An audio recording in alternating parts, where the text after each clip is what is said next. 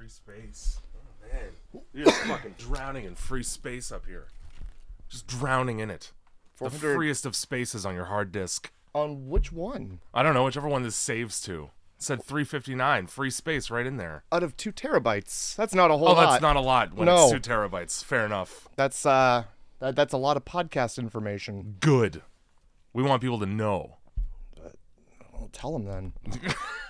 I mean, if you don't tell them, they're not going to know. We got a lot of data. A lot of data. It's all your data. We're selling it to brokers. Oh my God, the data around here. We're gonna transfer it somehow into a workable currency like Bitcoin. No, we're not. You got a podcast downloaded? That's you trade in that. Buy drugs with a podcast. All right, Jay's got this set up. I don't understand how it works. In fact, you get a bunch of graphics cards and you put them on a shelf and they make money for you. Yeah, that's it. Bitcoin doesn't make any fucking sense. No, it surely does not. And if you mine it, you're dumb. You're dumb. Just go to the bank like everybody else to get your money. What's wrong with you? Go directly to the bank and take your money out there. Where are you getting your magic data money from? You know? I hope you get audited. Where do you even go to turn that into money? You can't walk into a bank and go, look at my computer. I don't look at all the money on my computer. Can I have it, please? Yeah, I ran my computer and it said that I have some made up money. So technically all money is made up, and currency is an arbitrary concept based on how much things cost to trade between countries. So technically, I have thousands of dollars. I mean, yeah, that is true. But I'm not getting paid in Bitcoin. Bank teller just goes, "Show me it." Yeah. Show me the money now. Show me your digital wallet. Yeah. Ah, good. Nothing's in here because it's digital. Ones and zeros on a screen. Anybody can just put ones and zeros on a screen. Yeah, I'll do it right now. That's right. That's fucking, I don't know. What are they called? Bitcoin boys? I don't know. Minors? I'm dating a minor. Specify? She's got the black lung. That's where that joke ends. Yes, it is. It does not need to go any further. You're just gonna nip that in the bud before I get a chance to open my mouth. That's fine. I'm still trying to think. Crypto kings. Yeah. Is that what they call them? Yeah, sure. I don't know. You're all idiots. Don't listen to this podcast unless you're listening to the podcast. Continue. Yeah, continue to listen to this one, and then once it's over, maybe reevaluate some of your financial choices. Send us an email and teach me how to get a Bitcoin wallet, and then give a Bitcoin to me. Give me a singular Bitcoin. I don't know what I'm going to do with it. I'm just going to watch it. You're going to look at it and hope it was cash in your hand. I wish I was cash in my hand. Exactly. Where do you spend a Bitcoin? Like on the black market, eh? Yeah, you go to the fucking. Well, I can't say Silk Road anymore because that got removed from the earth. Silky Road. Yeah, it's Silk Road doesn't sound like the most reputable area to be. There's literally a store in this town called Silk Road. What does it do? I don't know, but it's on Dundas Street, past Adelaide. If that helps. Ooh, it's in a bad. It's sandwiched between 2 strip clubs, probably. Yeah, no. The strip clubs normally don't end up in those kinds of neighborhoods. They're in the nicer neighborhoods. On the topic of strip clubs, the Beef Baron is open again, but they've changed hands, so they changed the name. I can't remember what it is now, but it's something else. Yeah, it's on the cusp of getting sued by Playboy. Oh yeah? One of the letters is the hole in it is a rabbit with 2 ears. Whoops. The profile of a simple rabbit's head. You know what I'm saying? Mm-hmm. Yeah. So watch out. Hugh Hefner's coming. I mean, we got that other one that's the Tasmanian devil in hockey gear and. That's true. No, that's not. They closed that. They reopened it under new management as well, and that's no longer. And they've changed the logo. Is it now like Bugs Bunny and like a boxing glove or something? It's probably Mickey Mouse because that's legal now. Mickey Mouse with a big dick out. Steamboat Mickeys. Yeah. Why don't they just call it that? They should. I would eat there. Steamboat is a Pilsner. This is perfect. You could get a sponsorship right there. And then Mickey, that's just like a drunk guy's name sometimes. Yeah, usually a guy with a very thick red nose named Mickey. Or just Mick for short. Yeah. When he's really upset, you just call him Mick. When he's drunk, he demands that you call him Michael. I'll never call him Michael. Michael Rat. Oh, well, this is the podcast. Grindhouse Movie Club, everybody. Get stoked. Thanks, Andrew, for the music. Yeah. And also go to grindhousemovie.club. Go right there. That's the website. Really trying to drum up the excitement because of the movie that was watched this week. Trying to offset the damage that was done to my brain having watched it. Sorry. You gave me lesions because of this. I'll smooth those lesions out with this podcast. Don't worry. Yeah. Oh yeah. If you're on, look, if you don't have an Instagram, I don't know what's wrong with you. Like, look at if it's the fact that because there's billionaires, just who cares? There's billionaires everywhere. You know? That's somebody's reasoning for not using Instagram. I think so. Billionaires exist. I feel like yeah. Oh, I don't like Mark Zucker billions, and like who cares? His last name basically insists that he makes lots of money. All right. It's got a berg right in it. Okay. But yeah, because he's gonna have icebergs of dollars. That's right. Yeah, sure. And or like I don't, because like Twitter's no better now. What are you on Twitter? You fucking idiots! Ugh. Get off Twitter. If you hate billionaires, you can't be on Twitter. Exactly. If you hate billionaires, you can't be on YouTube. Exactly. If you hate billionaires, you can't like the Chinese. Just get an Instagram. You can't be on TikTok and like the Chinese and also hate billionaires. Get an Instagram is the point I'm saying, and then follow Dark Roast Cult. I don't even care if you follow the other one. Just that one. Yeah, just follow the good one. Don't follow the one that's me. I don't care. I just post pictures of me and my girlfriend at the beach.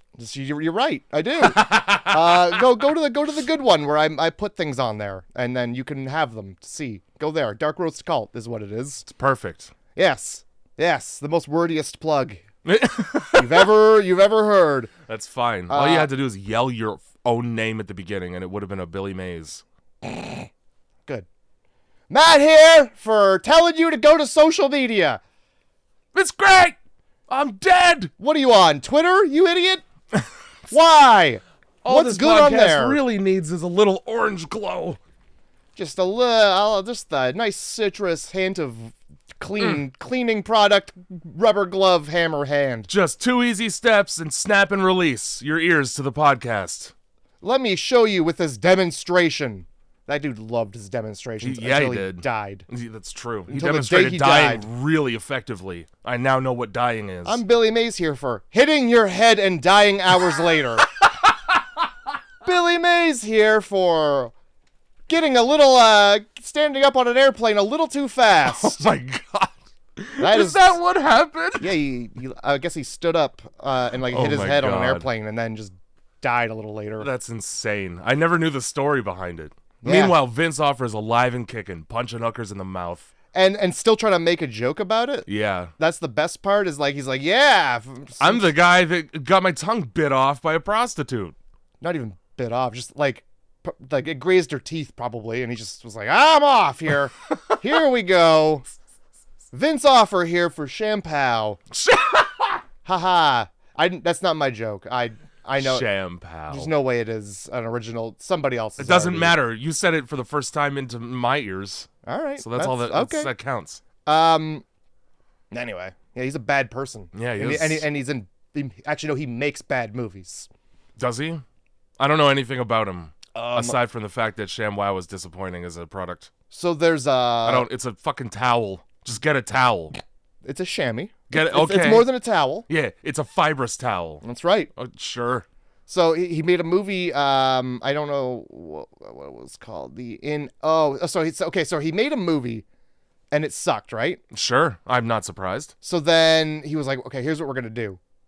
We're gonna just make that movie again. So he did that. Same movie. Yeah. Exact same movie. Basically. And then when nobody liked that, he waited a little longer, and then you know what he did? It again? Yeah. Sick. And the third one I know for sure is called the Inappropriate Movie. That's funny. Because the whole thing is just skits and they're just put together like The Amazing Racist is from this movie. Movie 43. But movie 43 is better. Is it? Yes. Okay. Oh god, yes. No. All I remember is Hugh Jackman having a weird thing on his face or something. That's it. No, it's actually good. I think there's one where like Hermione Granger gets her period and McLovin is there. It's a whole thing. But no, it's where The Amazing Racist comes from. Okay. Ari Shaffir. Yeah. That guy who waited all of 2 hours to make a Kobe joke after his death. Mm-hmm. That guy who slipped Molly to another human person in front of his wife and family. That was very nice of him to do that. And, so there's... My favorite way to take drugs is without consent. And such a hard illegal one, too. Yeah. Explain that to the cops. Yeah, I don't know how this drug got in my body. And then when asked about it, doubles down. No, you had a good time. We had a great time. You were laughing. That's cool. So yeah, don't watch the movie. It's bad. Don't basically like saying she was asking for it. Oh, Jesus, yeah, it is.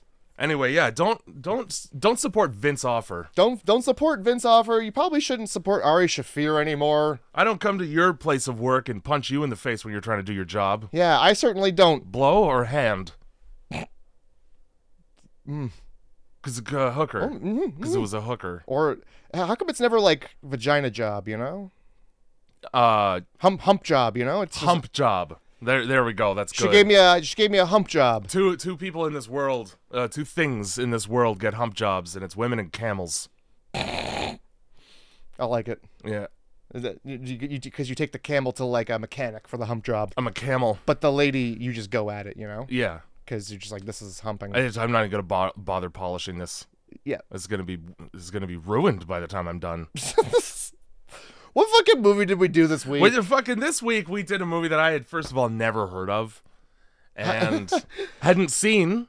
Oh, I'm so happy that I found a movie that A, you haven't heard of, and B, you haven't seen. It's very hard to do, and I successfully did it. Well, yeah, I don't know if I would call it a success. Great success, because my wife. I really wish that both of those two things would have continued to be true. No. As opposed to me having now heard of and seen this film. But I also had to have it happen to me too, so you're not alone. Catacombs. Now, if you thought that last week, the Paris Catacombs, you were like, oh man, I've had enough of these. Well, here's some more. Here is exactly more. Yeah. It's more for two reasons. One, because they made more catacombs for this movie. Well, they certainly weren't allowed to film this in the real catacombs. That would be, yeah. That'd be disrespectful. Here's another thing, though, is that one of the things about catacombs, right, the ones in Paris specifically, is that they're the remnants of a limestone mine. Now, I don't know if you know much about mines. I mean, I know a little bit about mines. One of the things that you don't see a lot of is walls built out of brick and mortar. Thank you. In a mine. Yes. Because usually it's pickaxes and sweat that open that shit right up. Normally what you're trying to do is get what's in the walls. Instead of building more of them. Yeah. Yeah. But no, in this movie, yeah, these catacombs were constructed. Can I tell you what I wrote? Go right for your 2 sentences or less there? We'll count it as my 2 sentences or less. How's sure. that? Okay. All right. So, hold on. Keep talking. Let me find it here because it's here. So already, like, if there was any illusion that maybe this was shot in an actual catacomb, look at literally any wall and know that that's not the case. Basically what I wrote was like these catacombs were sponsored by Spirit Halloween. These catacombs were in the basement of a Spirit Halloween. It's a series of hallways that connect meat lockers is what it looks like. It looks like the album art for Limp Bizkit's Significant Other took place in the back of a Spencer's Gifts. Fuck. I wrote this is Vin Diesel a lot, very Vin Diesel. Yeah, it is. Or XXX2 with Ice Cube instead because it's worse. The rave looks like it was sponsored by Halloween Alley. This looks like someone saw the rave in the second Matrix movie and said this, but Spencer's Gifts. Holy shit. And then because the movie it's a rave in the catacombs. Yeah. Now, if you've seen the movie we watched last week, you would know this is not the catacombs. Yeah, because there's no big, huge open area that fits 100 people for a rave in the catacombs. There's no gothic cathedral entrance to the catacombs. No, because the whole point is that it's walled off because bodies are there. Yeah. Lots of them. So they obviously, this is a set, and what they did was they went, oh, great, cool. So we're going to make catacombs. What do those look like? Skulls, and down. Just skulls and wet Put those skulls the fuck up. And also, don't build a ceiling, and we'll just light everything from above so that you can't see anything, and you can't see the fact that there's a set. There's fucking lights and set everywhere. Yeah. We're gonna have three-thirds of this movie lit by one singular flashlight. What do skulls look like? I don't know. Just make them. Make them. These styrofoam ones from Halloween Alley, these good? Who cares? Put them up. We want to have a nightclub rave scene in our movie. Your homework as a set designer is to watch Blade 2 and Freddy vs. Jason and just watch those two over and over again and put somebody with a mohawk in there. Oh, yeah. We're gonna... Every rave has to have a guy with a big blonde mohawk. What I didn't understand about this rave is that... Well, for Jay... And somebody dressed as Baron Samedi like it's not racist. I didn't see that. I don't know what that is. Like a Haitian voodoo priest, you know, like they do the skull face painting. Oh, yeah. There's always one of those at every rave in every movie.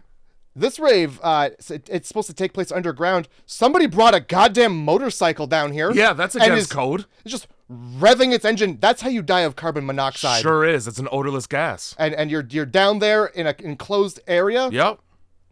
Do burnouts. Smoke everybody out. That's wicked. This rave ends when we're dead. When we go to sleep forever. This rave, if you get out alive, it ends with brain damage, is what happens. So if you were worried if the city of... if you're worried that the city of Paris let this happen in their tunnels, don't worry. The skulls are fake, is what I wrote.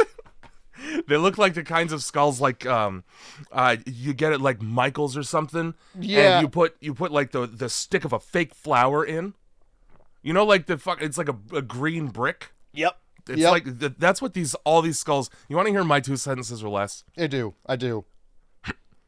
Pink is in this movie. Yeah. That's it. Now, are you? Not only is Pink in this movie, she is the second main character of the movie. When you say Pink, now are you saying Pink with an exclamation point instead of an I? Are you pronouncing that correctly? I suppose I should be. Yeah. Yes, please do. There you go. Thank you. Perfect. I guess my 2 sentences or less were, you know it's going to be a bad movie when they credit the costume designer in the intro credits. Also, when the intro credits go on for an hour. And they're just pulsating words intercut between, like, rave footage where you can tell that everybody's not dancing to the song you're hearing. Because they're all dancing to a different beat in their fucking head. And none of any of their movements synchronize whatsoever. They all look like they're having a decent time. Decent at best. And it was like they actually put on some music, and they're like, all right, go for it. What we're going to put behind this is very Vin Diesel. It's very Vin Diesel. Or later on... when the first time the bitch gets lost in the fucking catacombs, she's scrambling around. It's like they just ripped off the 28 Days Later scene where Cillian Murphy first gets out of the hospital and he's trying to find literally any person. So there's like soft rock in the background while he's realizing the gravity of his loneliness. Well, except it's just a dumb bitch screaming. My favorite part about this is when you said, "Hey, watch Freddy vs. Jason." Yeah, because like I'm pretty sure they must have watched Freddy vs. Jason. Because they literally knock off this. It's the scene where they're doing the rave and she's running toward the rave, but dies. Yeah. Feet before it. Yep, you're so close. I have about how many bodies are in the catacombs? How many did they say? Well, look, like Jay, 70,000. I have 70,000 bones to pick with this movie. It's first of all. 7 million. 7, sure. And let me tell you. Yeah, that number seems artificially inflated after the fact. Let me put my... I just made a Holocaust joke. Deep cut. Don't worry. This is... Okay. This whole film is disrespectful to the Holocaust. Let's just say it. Okay. The film starts... By the way, if you're going to have a movie, don't start it with text on a screen. Text on a screen for minutes, literally. I would have rathered just a man in a chair say the text out loud to me. You know what I really like is that they went to all the trouble of explaining like the history behind the catacombs, and then they just had Pink say it out loud 10 minutes later. They certainly did. You one or the other. Don't do both. They oh my god. So, it's a running theme in this film. They really want to drive it home. They say it out loud. And then they're just like, we are in the catacombs of Paris where bodies are buried. This is the world's largest mass grave. Yeah. Man, I can't believe we're in Paris. Paris, the city of love. architecture, music, culture, all this. List all the things that people go to anywhere to see. Yeah, all this. Just feet above the world's largest mass grave. Fuck yeah. Oh my God, they are just, first of all. Well, I think it's not a mass grave. No. It's a catacomb full of bones. Yeah, that's different. They were put there afterwards. They were taken from the grave to be put here. The mass grave is elsewhere, and it was a big problem. It's a bone landfill, is what it is. You filled the land with bones. It's a bone dump. So, I mean, we know what a mass grave is. Yeah, we do. We know where there was quite a large one. Mm-hmm. I think this one's got it beat by about 0.6 million. Well, let me tell you what. I don't believe that Pink had her numbers accurate when they said 7 million here. I don't think Pink's had a number accurate in her life. I'm not sure she can count. Hey now, come on. She's a human being. That's true. Anyway, so if there's anything you take from this film, please. World's largest mass grave, right feet under Paris, the city of culture and architecture. Open a fucking manhole and bodies right there. And baguettes and mimes. Tons of baguettes and bad attitudes to visiting tourists. Fucking attitudes. Yeah, just disrespect. All right, so don't have a beautiful city if you don't want people to come look at it. That's all I'm saying. For real, Frenchies. For real. If you're listening and you're French, this is going to be pretty disrespectful. Yeah, I don't have a lot of kind words to say. So yeah, there's just it goes from like this words blah blah blah to rave, to knock off Freddy versus Jason scene, to knock off Rob Zombie music. The first person that gets killed in this movie, does she get killed? Well, you don't get to know because instead we cut to just a DJ breaking a record in half. Yeah, what? That's it. He's not even in the club. He really didn't like the song. He's not even in the catacombs when he does that. No, he's just like standing in front of a fucking strobe light in a hallway elsewhere. God damn it. It's so dumb. It's horrible. You can't tell me that the music is so loud you can't hear a woman screaming for dear life. Okay, I've been to a lot of metal shows.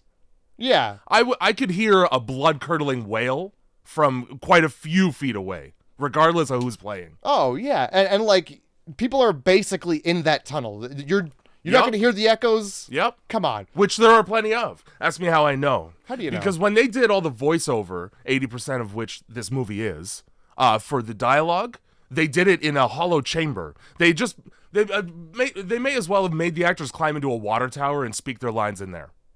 And then they go, sound doesn't travel. Really? Because I'm hearing it bounce right now. I'm hearing it bounce every single word you say. Reverb. Tons of it. I'm glad you could hear the words. Oh, no, I couldn't. Okay, good, because all I got was French mumbles from half the crowd. French mumbles from half of the cast? I had to crank it on my TV, and it's still like... Hey, guys, we're going to go down this... Oh, hang on. I keep doing what you're doing, and I'm gonna do the sound design for the soundtrack. Music. This is music, and it's at this volume, and you can hear the dialogue over top of it for sure all the time. I don't know at what point you turn it into a satanic ritual, but that was cool. We're in the catacombs, man. I'm just getting everybody in the mood to be disappointed. So enter Victoria, who decides to go travel to Paris to meet her estranged sister, who I don't know why they can't talk on the phone, but sends postcards instead as a way of communication. Now, Victoria has a crippling anxiety disorder. So much so that I need to travel with 4 prescription medications. Oh, yeah. All right? She's got pills out the wazoo. Yeah, so the idea that she's a bit agoraphobic might be a little bit justifiable, guys. Just a quick heads up. She gets to the airport and is immediately attacked by a drug-sniffing dog, and nobody does anything about that. The dog's whole job is to alert when there are drugs nearby. Well, she's got 4 pill bottles. But the cops are like, no, that's normal. Yeah, so you trained your dog shitty. Well, Jay, this is after 9/11. What can you expect? The dog is a post 9/11 dog. She's eternally traumatized, this dog. So I wrote, "This is France. They're looking through her shit in front of her in the most disrespectful way that only French people can do." Yeah, and laughing to each other in French after they ask her if she speaks French, and she goes, "No." "Oh, you don't speak French." I am going to say horrible things about you to my coworker. "Oh, je ne prenais pas de." It's like Star Wars talk sometimes. It's a recipe for potato soup. If anybody speaks French, please send us an email. Stop. I want to know if I've said anything. If you hear me say anything French, please let me know. Je tu illais. Je ne prenais pas de potato. Benny Benassi's song. They find all her pills, and let me tell you what, it's not going well. No. She narrates the entire beginning, middle, and end of the movie right away. Yeah, for sure, because I would hate to have to read more of it. Reads the postcard, "Yeah, I'm going to Paris to meet up with my sister. 48 hours after I'd arrived, everybody that I met was dead." Okay, you can just roll the credits. Yeah, pretty much. The movie's over. You just told me it. I don't care who done did it. They're dead. Yeah. Sick. Great. That's the film. You just told me that you're the only one who survives. Yeah. All right, so now I have no stakes at all for any of the characters that we meet. I don't give a shit about any of them. I don't want to know about their backstories because they die anyway. Yep. Well, thanks for depriving me of my chance to indenture myself to what I'm watching. I'm with you. Great. I'm fucking with you. And then right here in the notes, I wrote in big letters, meds, and then literally pink, it's pink. Yep. Her sister is pink. And then I wrote a legend. If you have trouble keeping track of the sisters. Okay. Victoria is the brunette. Yep. And Carolyn is pink. Yes. So, just so you know, because pink is a color. It is. And so is like a brunette. That's also a color. I don't know why Victoria chose to dress for the airport as if she was going to sniff cocaine and then shoot up meth in the bathroom of the airport.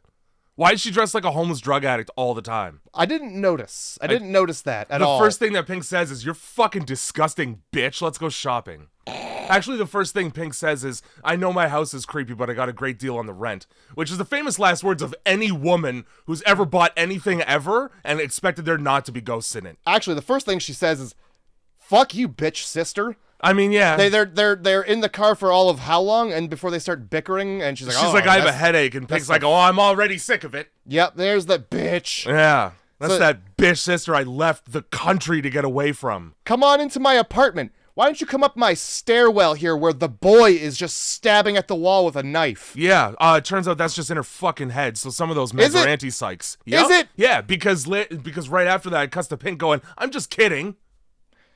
I'm just kidding about this story about a serial killer in my building." There's that, but there's just a boy sitting in the stairwell with a butter knife, just jabbing it at the wall. Missed that part. Oh, I didn't. That part. That's the murderer right there. I didn't, because I went, ghost boy. Great fucking apartment. Why the fuck is that even in the movie? There's no reason for that to be in there. Maybe it's something that happens in France. I don't know. But yeah, so they go up and she's like, "Yeah, oh, just so you know, France's first serial killer had oh my God. Mm-hmm. I wrote so much about this, Jay. Let's go. I'm ready. Doesn't even fucking matter, because guess what? Fake. So they go up the stairs, like, France's first serial killer had an apartment on the 5th floor. He butchered bodies all the time until people complained about the noise of the bone saw, Jay. Okay, yeah, sure, the noise of the bone saw. How old is this? Because let me tell you, any saw and any electric thing ever is gonna be the loudest thing in the world if it's a long time ago. So we go up the stairs and she looks into a room. Yep. It's just an open door, dark corridor in there. And first of all, I was like, is she having a vision? Well, yes. Because she sees a man in a fucking surgical mask and a smock covered in blood and a woman dangling. Yeah. And he's got the Nazi goggles on that all the Nazi doctors have. I don't know why the fuck. And this isn't the only movie that does this. For some reason, anytime there's an evil ghost surgeon, they gotta give him fucking goggles like they're going at Mach speed. He just got out of the Formula F1 car, and this is his side job. I'm about to do the fastest surgery. I don't want to get none of this bone dust in my eyes. It's just, and he's sipping tea. He's murdering. Yep. And guess what? Well, yeah, not only inconsequential. Not only is it inconsequential, Jay. Put that down. We went through all of the trouble to explain this bananas backstory about how, he only got caught because of the sound of his saw. Jay, the man is wielding a regular old hacksaw. How hard is he cutting people? How loud is that little handsaw? He's only got the little... It looks like the ones you buy at the dollar store to cut a shrub down. You're goddamn right. How loud was that saw? Also, that's the loudest thing? Not the screams of pain when you're killing people? Jesus. When you're killing an entire floor of people in a building? So I got real upset about that. Nah, I just heard metal grinding on bone last night at about 2:30 in the morning, and this is my third noise complaint about that unit. Oh, listen to me. If I hear one more bone crunch, one more, buddy. I'm going to start calling someone. I'd call a landlord, but this building clearly doesn't fucking have one because they let Pink in here. Yeah, they did. Pink and her fucking shithead French friends. Why? And here we go, because every French person we meet in this movie is a fucking asshole for one reason or another. Here come the first three. Their first... let's put ourselves in Pink's shoes for a second. Absolutely. All right? From Pink's perspective, and we learn some of this stuff later in the movie, but it's relevant right now. The whole purpose of this trip is my sister has difficulty in social situations. She has crippling anxiety and probably some residual PTSD from her attempted suicide. Did that happen? Yes. It's not in the movie. It's a line that Pink screams into the face of a traumatized woman later on. Okay. I figured it was just it must have been very echoey. It must have been one of those French murmurs I couldn't understand. Remember at the end of the movie where after having spent 12 hours chasing a woman who is afraid for her life through a pitch black basement in a circle, Pink decides to try and dismantle her at her core to her face in front of a bunch of people. Yes, this is by calling her the worst person ever. This is right after the French murmurs that... Yeah, and her only transgression really was trying to kill herself. Hey. That was it. Stealing all the attention away from Pink with her mental illness. Pink, you're making it worse. How dare you? Exactly. So, you're my sister, right? You have all these issues, and you got tons of meds, which I know about. Mm-hmm. Because part of the reason why I pull pranks on you throughout this entire movie and make your life absolutely miserable is because I want you to kick the meds. I want you to go outside and touch grass. So I'm going to bring you to Paris. My introduction your introduction, as per me, to a foreign country where you know nobody but me, is to scare the shit out of you immediately. Let's walk you into a dark room and have somebody scream in your face with a mask on. Welcome. Oh, yeah. It's Paris. Hey, here are my friends. They love to do this because they're assholes, too. Yep. Everybody is a dick, the movie. Oh, my God. Yeah, at the end, I almost threw my book across the room. Yeah. When Pink's like, yeah. Okay, this is going to spoil the film. I'm sorry. Oh, God guys. forbid, yeah. This whole thing was a fucking prank to scare her sister, to spook her off of her anxiety medication that she needs. You know why she needs it? Because if she goes 12 hours without it, she commits murder. She commits every murder in the area that's available. How about some shock therapy, though? How about we just let you loose in the bone tunnels of France where you first of all, you can't communicate with anybody because they're all French. Claustrophobic? Put you in a coffin and bury you underground. Afraid of heights? Knock you out and put you on an airplane. Oh, hate bones? Here's bones. Here's so many bones. Count them. Here's a suspicious amount of bones to have laying around with 0 rib cages. We got walls of tibulas and fibulas. That's right. Not any other kind of bone, though. We need xylophones. Or xylobones. Oh, my God. Anyway, that's just something that I noticed and pissed me. Why are all of the walls made out of just regular straight leg bones? That's a great question. Do French people have other bones? No. Must not. So, French people are like a golem. It's leg bones and the rest is just one brick. Yeah, so good movie. One of the things I wanted to point out is that, and now again, please email into the podcast, grindhousemovieclub@gmail.com. If you're from if you're from France and you don't laugh like this,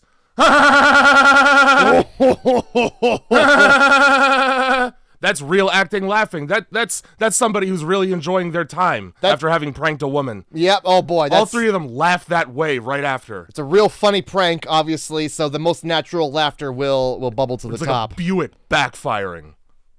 Also, if you live in France, email the podcast. Do all of you kind of look like a shitty Pete Davidson? Is that because everybody in this film who isn't Pink or this girl is like French Pete Davidson? How come French people look so sunken? I thought your healthcare was great. Sunken and wide mouth. Oh my god. So yeah, of course you got to give him cigarette. Like you got to give the main French guy a cigarette too. You know, he might as well have been wearing a fucking beret and had a mustache that he twirled upward. I'm like, honestly, there should have been all in mime gear. Yeah, that's just true. Striped shirts and berets and just like white face, just like what? That'd be horrifying right there. A room full of mimes? Get out of here.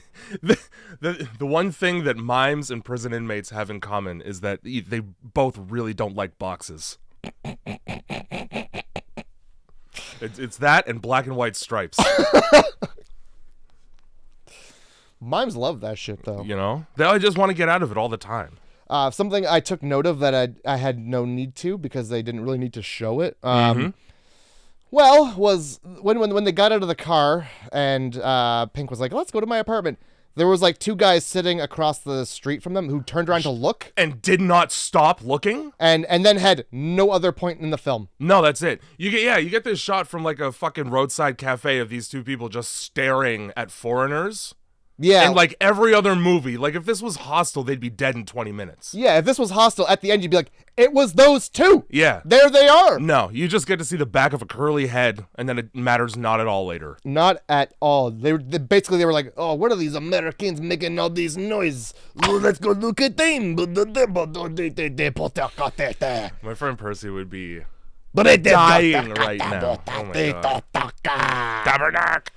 It always don't you say that? Oh, I just did, didn't I? Oh my god! You're not even allowed to say that word. Oh no, you're not. That's the word I'm not allowed to say. I don't know what it means. I'll say the word I am allowed to say then. How's that? Say tabernacle. Say tabernacle all you want, buddy. I think it just means like I'm pretty sure it means fuck God, does it not? Yeah, something like that. Yeah, but it's like, a curse word as much as anything else. It's just, people from Quebec love it. You just go there and oh my god. You ever listen to Quebec rap? It's tabernacle this, tabernacle that. Yeah. Yo, let me get my metal bands from Montreal will just have that in their songs. I'm a le tabernacle. That's a Tech 9 going off. Oh, I see. Sure. Or however white people who wish they were black say it these days. One of the biggest problems with this movie is illustrated in the fact that between Victoria getting horribly pranked as her introduction to a foreign country and her getting chased at the rave by the killer, I wrote nothing. Oh. Because it's a montage of them going to clothing stores and then her taking meds. Yeah, here. Let me help you out here. Sure. Victoria, you know how she just came from another country on the other side of the planet? Yeah. With like very much to sleep. Oh yeah, I'm jet lagged because the flight from the United States to France, I would estimate it around 8 to 10 hours. And there's a very, very significant time zone there change. is. There absolutely takes a couple is. days to get used to that. And her sister. There's really no departure date to go back to the U.S. We got all the time in the world. Sure. Can I take a nap? No. No, I'm Pink, and I'm going to pull these blinds back. I know you were very worried about your flight, so you didn't bother to sleep. Right. It's the middle of the day for us, so you don't get to sleep either. I'm just a little tired. Sorry, you're dressed like shit, so we're going to go shopping. Get on my Faggio from Grand Theft Auto Vice City. We're going to make the same exact sound as that makes up and down this French road. Aren't you happy you came to visit me? Yeah. Hold on. It's almost like we're estranged for a reason. Get on the back of this. Yeah. I can't even do it, but yeah. I can't. Yeah. Just it's an e-bike. Let's drive up and down the only street in France with all of the dirty sex stores on them. Yeah, welcome to Paris. Don't look behind us, though. We just took a quick detour to Amsterdam. They basically the red light district. They drive by like 100 dirty stores on their way to one. I don't know.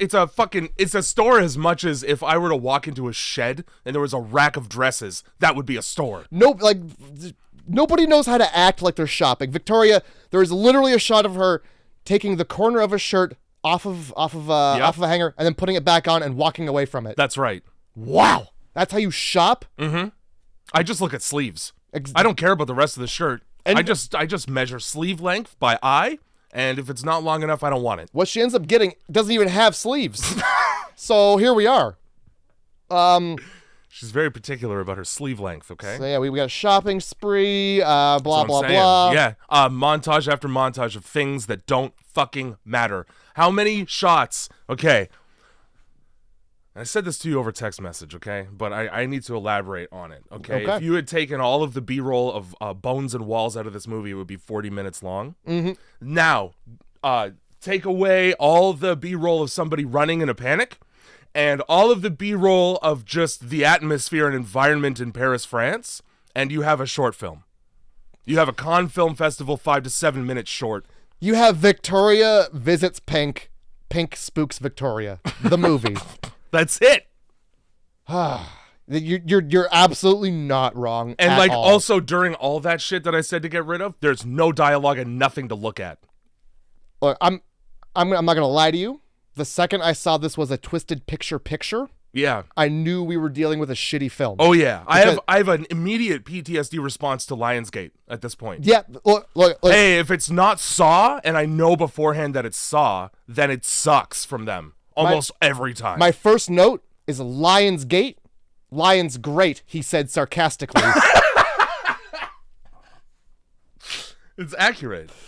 It's Blumhouse, dude. Fuck. Oh my god. Oh, the way that the title card is Catacombs with a skull, and you go into the eye. I mean, yeah, like the Mummy. Yeah, that.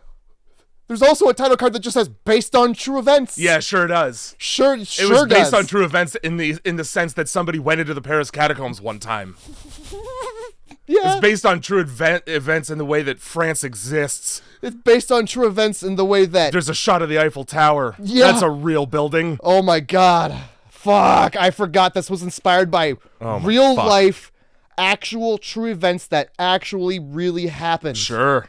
It's so wild when movies are inspired by real life, true, actual happenings. Let's break this down in real life, real quick. Events for a quick sec. that actually happened. Go for it, yeah. Just a quick sec. Oh, sure, yeah. Oh, yeah. What does the word inspiration mean to you? Well, when you're inspired, generally something happens to you and you want to go forth and do that again for yourself. Mm-hmm. Make your own version or just make something that makes you think of what happened, Sure. You go down to a riverbank and you see a duck and you're inspired to paint a picture. Oh yeah, of a duck in a river or like a nuclear bomb going off. It doesn't matter. Yeah. So the point that I guess I'm getting at is literally everything is inspired by true events because people live. Yes. People live in the world, man. Yes, they do. I went outside today. I'm going to make a horror movie about a tree. It's inspired by true events because I saw one. Motherfucker, this tree comes to life and fucking kills somebody. Mm-hmm. Did that really happen? Well, no. It was inspired by true events. Yeah. Where I did see a dead person next to a tree. So somebody should investigate that. I didn't tell anybody. Because I wanted to make my movie. It's inspired by true events. Also, there's an active crime scene. So this is the really important part we get to where Caroline has taken Victoria. Pink has taken Victoria. Yeah. I don't know Victoria's actual name. Who cares? Because the other person is Pink. I don't know. I know she's in. I've seen her in other movies, but I couldn't place any of them in my head. I don't fucking believe you. We're just walking around Paris, and this is where we get Pink just reiterating the first part of the film and really doubling down on the fact that this is the world's largest mass grave. That's right. And holy moly, is there so much culture just sitting on top of it. Right on top. The world's largest mass grave. In a world where the largest mass grave sits right under Paris. Pink and her sister are going to party there. Yes. See the human atrocity at the same time that you get grifted by a gypsy for a rose. Come down to Paris and disrespect our catacombs. Defile the bodies of my ancestors. Yeah, it's bones, but it was once people too. Have a shit near some bones. Oh, let's talk about that. Where's the bathrooms in the catacombs? Around the corner. Don't look, just squat. It's a skull-shaped bucket. Honestly, there's no way people aren't pissing on bones. Yeah, pissing and shitting all over bones. Oh my god. Good. So yeah, she's like, "Oh, do you like it here?" And she's like, "I don't know." She's like, "What? You don't like the architecture? You don't like this? This is the city of love. You don't like all the culture sitting on top of all these French bones?" Also, I've been here for 10 minutes. The bones of the French are beneath you. I haven't seen shit. Couldn't even take a nap. You took me to fucking 5 department stores, and then now we're standing in just a court. Yeah, sick. I like how these rocks are old. Yeah. Well, now it's nighttime, and Pink fucking startles her sister trying to take her pills or something. Yeah. I don't know. For some, like, Pink's favorite thing to do is to sneak up on her fucking poor, anxious sister. Her first fucking line in the movie is, "Yeah, I'm nervous all the time." Well, how about I spook that out of you? Yeah, that's how that aversion therapy works so well. That's why pray away camps are so successful. It's the next thing on the list, 2 lobotomies. So it's pick one. It's either this or ECT. It's this, or we take a small portion of your brain out with an ice pick. Yeah. Your choice. Pink can either startle you for 48 hours or we just take a piece of your brain. Give me the brain. Yeah, no, I'll take the brain. Give you the brain. You're saying either mangle my brain or I have to deal with Pink for 2 days? Just take the brain out. Yeah, take whatever. Just kill me. Just kill me now. God. So, and we're on our way to the party, Jay. Yeah. Now you'll see a very big long line at the entrance to this underground basement nightclub. Before we get there, we drive by the Eiffel Tower. Sure, great. Which is just doling out seizures to all of Europe. Why does the Eiffel Tower strobe? Just Why? In case you haven't been in enough car accidents this week. Yeah, for fuck's sakes. So yeah, we get to this. We get to the line, and you're like, wow, what a line. There's no way these Americans are gonna get preferred treatment in France, where they're famously hated in this gigantic line of people who are all waiting to get into this illegal club. That's right. That's supposed to be a secret. Because the cops, if they catch wind, this whole area is blocked off with locks and boards. Oh yeah, and if they even get a whiff that we're holding a massive hundreds of people deep rave in the catacombs, we're fucked. The special task line up force. out front by the road, please. Yeah, well, line up out front, in front of the door to the catacombs. The wooden door, just one door. Come on in. Yeah, they can't keep us the fuck out because they never bother to lock this door. You might as well have like a neon sign right above the door and a giant arrow with lights that just says Catacombs. The Combs. Illegal catacombs this way. Just call it the Combs at this point. Holy fuck. My fucking God. Is it ever easy to get into the catacombs? Yeah, especially when your sister has jungle fever with the bouncer. I don't know anything about that, Jay. I'm just going to say that he gives her a flashlight, and then he gives her one that lets her see around. Just gives her a big fat kiss, too. Big ol' smooch. I made a big ol' wiener joke there. Yeah, you did. Yes, I did. That's fine. Well, he's very dark-skinned, so it's probably accurate. Yeah. Did you see the picture of Drake? That dude's got a policeman's flashlight. He's got a policeman's flashlight. Yeah. I mean, the standard issue? Or did he get the big size? He got the one with extra lumens. he got the D battery flashlight. He got the one that takes several D batteries. I don't know, man. It's big. That's all I gotta say. I don't need to see Drake's dick, bro. I'm good. I don't need to see it either, but I've seen it. Ugh. It waggles, dog. Yeah. Why are you looking? Okay, look. I follow an individual on Instagram. His name is Beeple. That's a name. Every day, he's famous for posting every day a piece of digital art. Sure. And so he posted Drake he's laying in bed and he's got like the Oculus on, and he's like doing stuff with his hands, and I'm like, oh, that's funny. And then I see another picture of, it's the same thing, but it's Drake laying in bed, and there's a fucking anaconda between his legs. So I'm like, all right, obviously Drake's dick's picture is out. Let's see it. Okay. And there it is. And then you saw it. Well, now the part of the story that's interesting to me is that you looked for it. Well, look, Jay. I had to see what was going on and why everybody was saying they saw it. You wanted to see what the big deal was? Dude, when he holds it up straight, it's the weight, it can't support itself. You know what I'm saying? Needs a little dick crutch. A little gizzard's crook.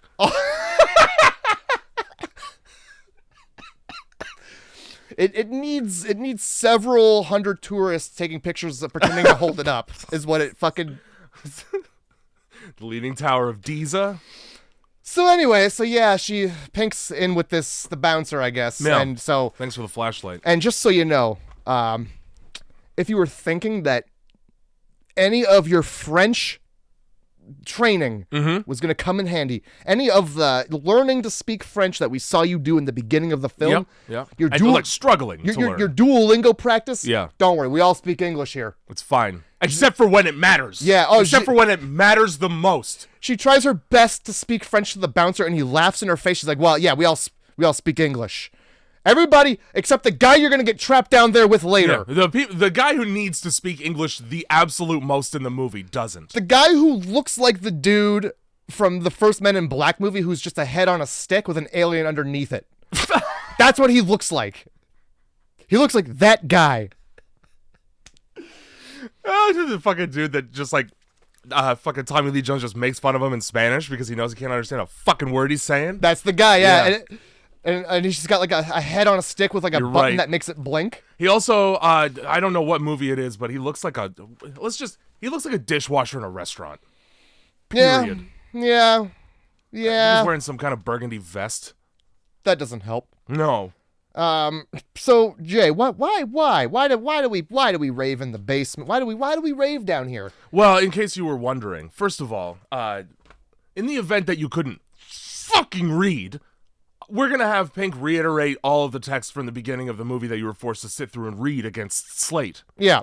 And then we're going to get into the nightclub where one man is going to hold court over a bunch of people high on fucking acid so that he can say out loud to people who are probably deep in a fucking K-hole to begin with, we're down here so that we can get as close to death as possible. That way, when we die, it feels like a rebirth.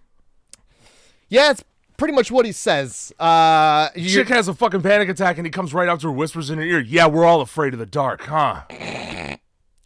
I'm helping. I hate this guy so much. He starts his little court with like, yeah, the press says I love death. Yeah, kind of like a necrophile. I don't think he knows what necrophile means. He probably shouldn't be openly comparing himself to one. No, that's true. It's more than just love when you're that. Yeah. When you're one of those. So, what press? Are you talking about MySpace? Because who the fuck's talking about you? Also, in that case, does that mean that you're famous above ground for hosting an illegal event in the catacombs? Why aren't you in jail? Why aren't you in the prison? Also, could you guys not get Villavallo for this part? The lead singer from him? Could you really? I mean, he probably saw the script and went, I'm not being no fucking Pink. No, in Finnish. Where's the heroine?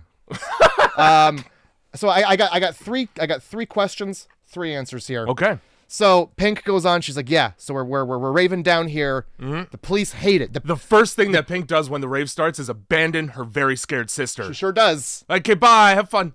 But so she explains there's a special police task force designed to stop us from raving down here. They're doing a really good job. We don't rave in the same place more than once, but we're still down here. We're still down here in the 300 miles of underground tunnel. Also, there's like a throwaway line she says where she's like, yeah, it was actually me and my boyfriend's idea to start doing this in the first place. Yeah, hey, something like that. Almost as if you had said nothing, I'd have fewer questions. Yeah. That's weird. Oh yeah, what kind of party's down here? The kind that changes your life. Changes mine anyway. You didn't need to say that. No. You said that in case she doesn't have a life-changing event. You can be like, what the fuck's wrong with you? Setting up gaslighting So days in advance. yeah. Pink basically recaps the intro text, but adds, "Isn't that funny?"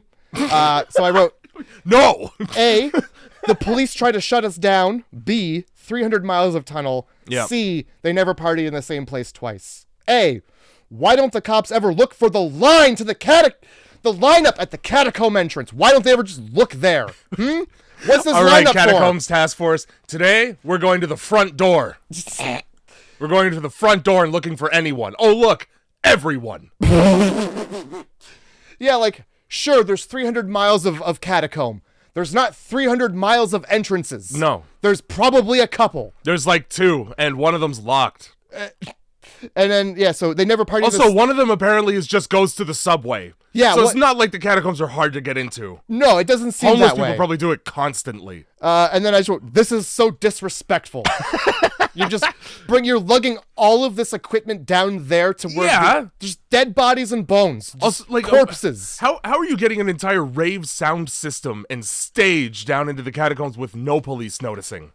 Look, I don't know how they run things in France, but must be loosely. Okay, the siesta's begun. You know how in Europe everybody takes a fucking break for 3 hours in the afternoon? Get the shit downstairs. A siesta. Nobody's looking. I like that they adopted that Spanish word. Whatever the fuck the French word for siesta is. Laziness. Lazy ass nap. Le baguette nap. You guys get fucking 8 weeks of paid vacation a year. Work 8 hours. Oh, God. So, yeah, yep, of course, Pink knows the guy running the party. Yeah. Why wouldn't she? She's the most important person in France. It would be weird if they were just guests at a party. No, she's got to know. Yeah. She's got to know everybody. She's got to not only know, but invent the party. Oh, yeah. Mm-hmm. She probably said that in the fucking writer's room, like, I'm only going to be in this movie if I did everything. If it's me that did all the things. So I wrote, I called him the party leader because I'm not going to bother to understand what his French name was. He's got to be that. I know it's Jean-Luc or Sure. Gaston. I wrote he sucks, but he throws these disrespectful throwdowns in the Spirit Halloween haunted house. Yes. You know the haunted house where they show off all the animatronics? Yep. Yeah, that's where this rave is. Later on in the movie, she basically just says it was a haunted house. Yeah. Whoever made this movie thinks A, the catacombs are the mines from The Hobbit. B, they brought the bodies down here and were just like, let's put these skulls up on les walls. And then I put them the fuck up. And then, why is he speaking English? Great question. In France, surrounded by French people and 2 English Americans. I'm going to say this one time for our English friends. Yeah. Those 2 right there, those 2. And I'm only going to say this once. So y'all better know what I'm saying. I'll repeat it again in French like a fucking Canadian airport later. My friends, the rumors are true. Machines! I don't know what else he says. Amazing. I just know he says machines. He says machines, and then he essentially gives the orgy his blessing. We're talking about The Matrix. Yeah. A much better film. Yeah, a much better film and a very similar soundtrack. So, so I don't know how they got a full-ass bar set up down here. Sure do. Bartenders, mixologists, fucking tending bar, not serving water. I'll tell you that much. I don't know where she expects she's going to get a fresh glass of water. The river of the catacombs. Probably. Yeah, we brought these fucking Evian bottles down. The dirty bone river. Good Lord. Fucking, the one thing that I will agree that could possibly... The only thing in this movie that could possibly have been based on true events is how annoying it is to try and get a bartender's attention. Holy shit. She's fucking hyperventilating. She just wants water and nobody's listening. Oh my God. Has she ever been to anywhere? You don't just walk up and get something. It's a bar. It takes a minute. Do you not see everybody else? Holy shit and fuck. But that's a perfect opportunity for this man to become a predator in her ear. Mm-hmm. This French man who doesn't know who she is at all. Oh yeah, you do not drink at this bar. Here's a bottle cap. You don't drink at this bar. Here's absinthe and a brick of opium in the absinthe. Yeah, by the way, here's absinthe in a way that nobody's ever had absinthe. I'm gonna light it on fire first. That's absinthe. So That's how that works. Have you ever seen From Hell? It's a movie about Jack the Ripper. It's got Johnny Depp in it. No. So absinthe used to be a thing, and he does it in the movie, which is why I know this. You would take it's like concentrated opium. Yeah. It looks like a salt brick. Anyway, is it not sugar? I thought it was sugar. It could be sugar. I don't know. I thought it was Johnny Depp gets high as fuck and hallucinates. So it's a certain kind of sugar that's LSD flavored. That's supposed to be the absinthe, I think. Oh, okay. That's the rumor around absinthe, is that it makes you hallucinate. That can go fuck. It right doesn't. Off. No. It just tastes like black licorice. It tastes like black licorice and has 70% alcohol by volume. Yeah. Cool. That's a lot, man. I don't know if you've seen Eurotrip, but they have a shot of absinthe and then they hallucinate green fairies. Yeah. Marilyn Manson manufactured one. I guess it sucks. Yeah. It because, sucks ass. Look, it all sucks because you don't hallucinate. You don't. You just don't. You don't do it. It doesn't happen. It doesn't happen to you. That's not what absinthe does. That's not what alcohol does. That's not what a lot of alcohol does. I don't know who told you it does. It don't. Don't waste your money. So, and if you don't have the special spoon and the sugar, it's garbage. It's poo poo cocktail. You have to do it this way or it sucks. You don't light it on fire. You pour water over it. So the lighting on fire thing, I think, is like the same as for show when you're drinking 151 because it's so high in alcohol that it just like it's cool. Have you ever seen videos of college students doing that and lighting themselves the fuck on fire? Spill it all over their face, and then they no longer have a face for 10 years. That's my favorite part. Yeah. I do like that. Essentially, they drugged her without her consent here. Pink is like, yeah, she doesn't drink, so good luck getting her to drink absinthe or alcohol. And the guy's like, it's not alcohol, it's absinthe. Yeah. Oh, so alcohol? Yeah. So fucking alcohol, man? Hey, do you know what absinthe is? You don't? Great. This isn't alcohol. Have some. Great. And so immediately, she fucking goes on a trip. Straight to a blurry, weird orgy where one person pulls their tits out. I didn't see tits out. I did. I'm jealous. And just it was one of the friends was just touching some tits, and I don't know if they were Pink's tits. I wasn't looking, but Pink's tits do come out. Yeah. We all decided to go skinny dipping with the one most reserved woman on earth and are surprised when she doesn't want to get in the water because obviously you're in the dirty dead body catacombs water that's disgusting. You have 18 STDs and half of them are AIDS. Yeah, let's all get butt ass naked in the water adjacent to 200-year-old dead bodies. Later on, she falls in this fucking thing, and the bones are underwater. There's hundreds of bones under there. There's bones everywhere! It's a mass grave, apparently! Let's go swim in the mass grave water, Pink. How many times are you going to say it's a mass grave and then take your tits out in the fucking water? Do you not care about your body? And then also, like, why are we browbeating an adult into swimming naked? Why are we doing this? In front of 12 strangers. Why are we doing this? The other women, bathing suits. They got fucking bathing suits on, don't they? Well, they planned ahead. We're going to the catacombs? Well, we all know that there's dirty body water there. We have to get in. Woo. Yeah, protect the titties and puss. Oh my god, before they go... before they go swimming... Let's hear about the fucking shit that goes on in the catacombs. Why don't we hear some made up shit about some cult that doesn't exist? And why don't we just watch a man in a very fake old man mask fuck a goth girl for a little bit? Oh, yes. Doggy style, of course. Now, you probably you didn't pick up on this because of how thick the accent was and impossible to understand every French person was in this movie. But the implication here is that was incest. Oh, I caught the word incest. Yeah. The baby was... Look, if I had to see that jiggling fetus fucking... Okay. All right. So I get it. It's a dramatic shot. They're obviously doing a C-section to pull out this handheld jiggling fetus that's far too small to be a living thing. It fits in the palm of their hand like a kitten. That's not ready. Put it back in the oven. Yeah. But no, it's good. Haven't risen. No, it's still good though. That's a good baby. We'll feed that. So all right. So from what I gather from these thick French accents is that there's a cult that started doing bananas Catholic stuff down there, and there's, I don't know, people down there, just weirdos who like to be in the dark down there, and They Remember saw As that. Above, So Below? Yeah. Weirdos like to be in the dark in the catacombs. Yeah, and they also like to watch whatever this cult is doing, and they were like, yeah, the cult. I don't know. I couldn't understand what he was saying, Jay. Yep. I'm trying my best. Yep. No, So I like the way that you explain it better than me anyway. the cult's incest. I don't know. The guys down there who are playing with their wieners is incest. Something's there's incest. There's cults. They're fucking.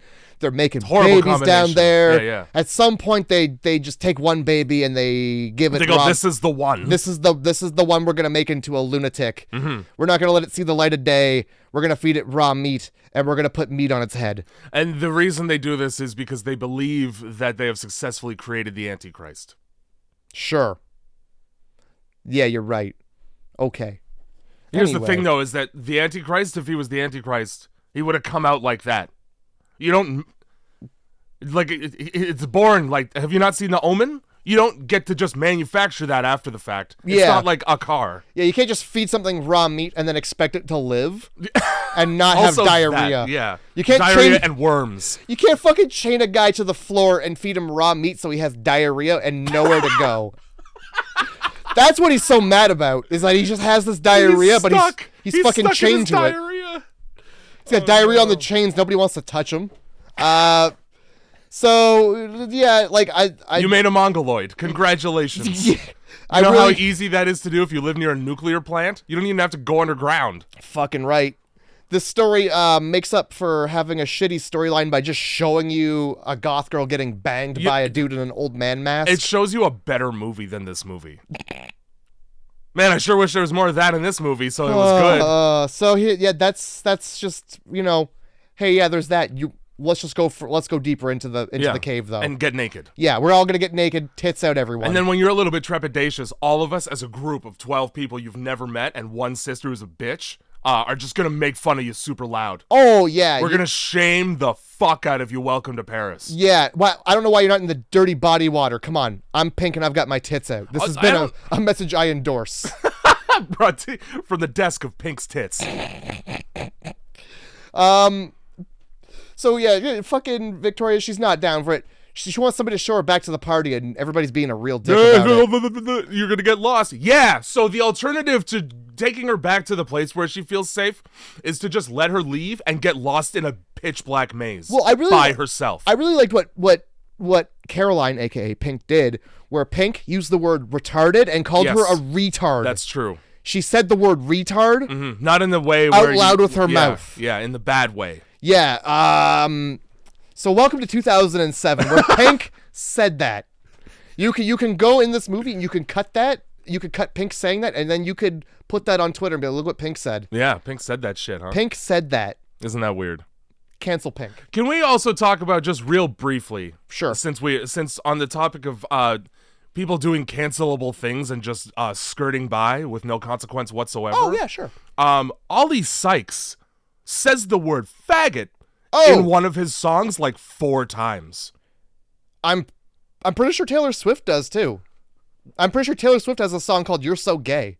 Well, or no, it's Katy Perry. That's who it is. Everybody loves that "Bring Me the Horizon" shit still, though, huh? You're really choosing your battles, fuckers. All these California girls are unforgettable, but don't be gay. I don't know the context of the song, but I know she's got one and she says those words in it. Baby, you're a firework, queer. I think those are the lyrics. The queerics. Oh boy. So I wrote severe lack of rib cages. It's all tibulas and fibulas down here. Yep. So yeah, Caroline Victoria. I'm gonna get these two mixed up because it's fine. Who cares? Yeah. So she's just like, to hell with it. I'm just gonna find my way on my own. Not like I couldn't hear the music and just follow it. The fucking loud, the pounding music that's causing a very small Richter earthquake. So much so that later on, Pink is like, I could feel it in my feet. Yeah. Nah. Victoria must have dumb feet. She's got dumb bitch feet. So here we are. We're just.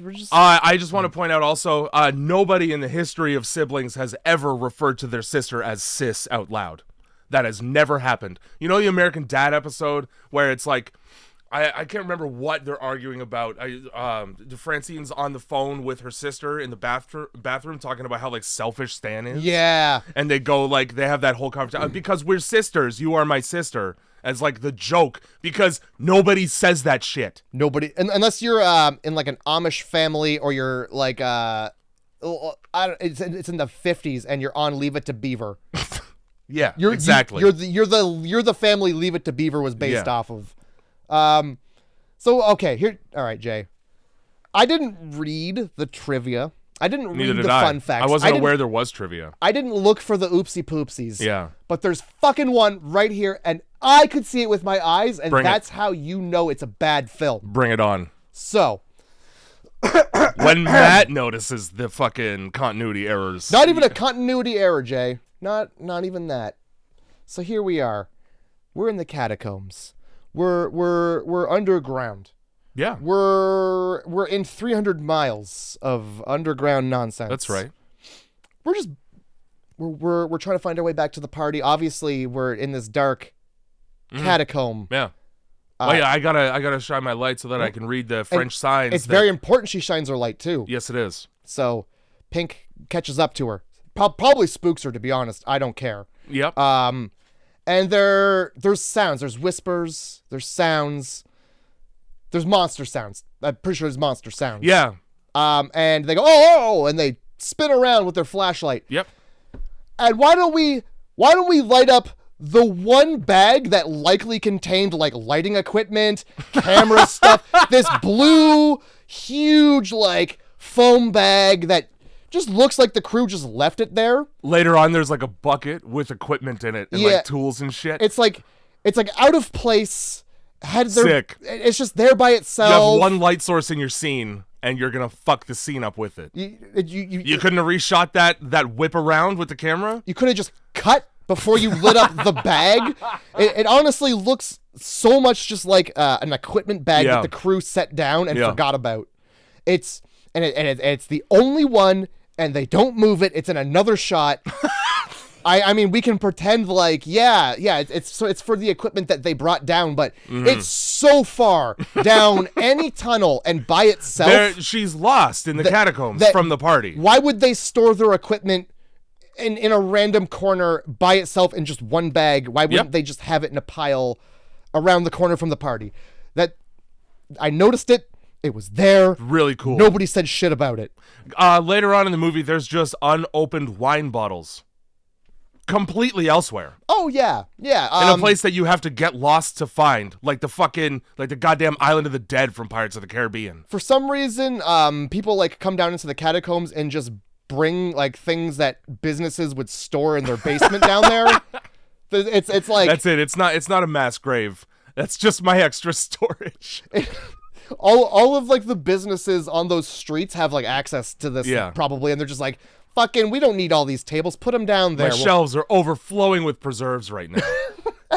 Well, I've got some extra storage room. Yeah, it's right next to the bones. Is it dank, dark, and moldy and surrounded by death?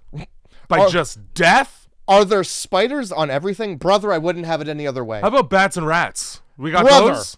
Oh, brother. Perfect. Yeah, so here we are. Just fucking Victoria and Caroline just... When did you know that Caroline was a bad sister? When she said, people like you need to be scared. Hey, we have suspiciously different skin tones. What do you mean, you people? We are, Caroline. They're quite different. Quite different in look. That's why Pink's so upset with Victoria, right? Just ruined because Victoria got adopted and she just ruined the only child fantasy that Pink had for herself. She clearly thinks that she's the most important person in every room she's in. Well, she is. She's Pink. Right. Couldn't name one of her songs, but she's got some. Don't you? Well, I think Get This Party Started is a song of hers. I don't know. I don't know either. That's it. To be honest, are you thinking of the Black Eyed Peas, and are you thinking of Let's Get Retarded? Well, because that's something they said once again. Here, let's go back and talk about how the Black Eyed Peas had a song called "Let's Get Retarded." What does that mean? Struggle with math? Yeah. I feel like people who have Down syndrome are trying the opposite. right? They're like trying to not. They're trying to not be chastised for having it. They're trying to like get rid of that stigma, and the Black Eyed Peas are just like, let's have it. Yeah. Let's have so much alcohol in our system that it just happens to us. Jesus Christ. What does that even mean? Oh shit. So, well, I can feel the vibrations in our feet. We're almost there. Oh no, the flashlight's going out. Oh, bummer. Oh, good thing I brought a flare. Yeah, good thing I bought more than one. Yep. Multiple flares. Just in case I get lost in the catacombs. Almost like I orchestrated and planned this entire experience. Oh, wait. Well, something got Pink. Pink's dead. Yeah. That just happens. Yeah. So let's talk about how Pink dies. She gets grabbed from behind, and then her, in the throes of being killed by something, her reaction is to go, Barely. and then dead around a corner, and that's it. Yeah. Good lifeless. attack. Good lifeless body around the corner. Covered in blood. And with like huge gashes in her throat. Yeah, big ones. Let's not forget huge gashes. Remember the fact that there are gashes in her throat. Remember that there are deep gashes in her throat. It's important. So Victoria goes to pick up the flare, and a boot steps on the flare. And, well, she gets the flare away and runs. She gets away. That is, yep. And here begins the hour. The 1 hour of a camera following Victoria around in, look, comparatively, just an unfinished basement with bones in it. Yep. Compared to what we saw in the last movie. That's right. Be sure to only have the flashlight as a light source once again so that nobody watching can tell that we spent 30 cents on set design. Yeah, why don't we have the camera follow you around in circles so that nobody let's be clear, in circles. In circles. If you watch any of her turns, she is going in several circles concentrically. Heaven forbid anybody notice that she's doing laps around one set. That's right. This film is... No wonder she's easy to chase. This film takes place in like a 15 by 15 square, and they just move bones around it. Yeah, and they color a wall different and put a plaque up that says a different rue. By the way... Rue, guys? You're gonna rue the day that your language sucks. They rue a lot. It's a lot of rueing in France. Rueing and lamenting. And anytime you look at a map of a French place, you rue it. You do. Because rue is French for street. Just for everybody to know. While Victoria's trying to light the second flare after the first one, what is she dropping in a hole? Yeah, she drops it in a fucking hole like a retard. Now, Jay, you're no better than Pink. You're no better than the black-eyed motherfucking Peas. Yep. You're no better than Fergie Ferg. All right? Unbelievable. You're no better than Andre 3000. I don't remember any of them. He's from Outcast. Fuck! And that's a good group. Fuck! So, I mean... It's Fergie from the Black Eyed Peas. Yes. Well, then who else is it? And then you got Will.i.am. That's the guy. And then you got the other two. Sure. That's it. Nobody knows who the fuck they are. Email us if you know who the fuck they are at grindhousemovieclub@gmail.com. So yeah, to answer your question, yes. She falls about 1,000 times in this film for no reason. Yeah, she fucking does. Yeah, she does. Yeah, she fucking does, Jay. So yeah, Pink's dead, and sure she is. Jump scares don't really hit when the threat is so out of focus that I can't make out that it's even a thing. Yeah, the jump scares, like, even the threat doesn't really hit when you don't know it's there and you have to infer that you're being chased by something. That's right. Yeah. And, okay, so how many of these goat noises, because we've made it very clear that this killer wears a goat's head, a severed goat's head that's been hollowed out with a melon baller. How many of the goat noises are just in her head? How many of the noises in this movie are non-diegetic? That's a great question, Jay. Hey, you know who's going to get the answer to that question? Nobody ever. Nobody ever, because it might as well be the same fucking thing. When you have the exact same noise for the actual killer in a goat head, and her just hallucinating noises when she's lost in the catacombs, you no longer are able to tell the difference. So guess when I'm never scared in this movie? Guess what's never tense? Because I just assumed that none of it was real. Turns out I assumed fucking right, didn't I? Now, When she lights this second flare, she begins to be chased by a ghost. By a ghost? By a goat-headed man. My first question would be, where'd you get the mechanics overalls from? It's a great question. The killer in this movie is immaculately lit, unlike the rest of the movie. I saw everything. I saw it all. So I'm no longer scared of it because it's just a guy. It's just a guy with a helmet on. Yep. Sick, and a lantern. Yeah, a guy with a lantern who's making spot-on animal noises. For a guy who's been locked in the catacombs. Oh, and would have no idea how animals sound at all because he's been chained to a floor for the entirety of his life. He's making lion roars that are lion roars. Beautiful. A lion would go, shit, there's danger. I heard that roar. Yep. And understand the language. Also, I'm pretty sure lions aren't goats. Now, you can correct me if I'm wrong on that. Now, I'm not going to because you're right. Oh. Well, then why would it make that noise then? And I'm pretty sure, like, the Antichrist also isn't a lion. No. But if you, like, it's the roar from the African Lion Safari commercial. Like, that's... It's the roar from the lion prop at the Rainforest Cafe. It's the roar from just the Lion King. The whole... Any roar from that movie, just cut it out, and it's chasing this lady.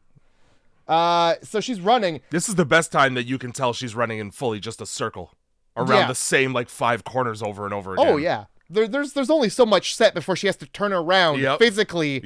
And run back the other way. Yeah, and somehow Goatman's still behind her though. Somehow it's a skinwalker as it turns out. She manages to come to like it's like a cave of wonders room of junk. Yep. Turns out it's this guy's room of junk. It is. It's his bedroom. Yeah. And he's a hoarder. Yeah. And his favorite thing to hoard is chickens that are alive somehow. Welcome to the Ed Gain room where there's a corpse under the bed. Why are there living chickens in here? Why are there alive chickens in the catacombs? For fucking. Oh, for fucking. For fucking and eating. Okay. Why is there a corpse under the bed? For fucking. So why is there a chair made out of skin? For fucking. All right. That's fine. Why is there why is there chain link everywhere? Don't tell me it's for fucking. It's not even chain link, Jay. It's chicken wire. Yeah, chicken wire that's impossible to knock down without all of your strength as an adult male. Chicken wire. The fence you can fold up like a sheet. Chicken wire. The fence that's made out of pipe cleaners. Yes, it is. Chicken wire.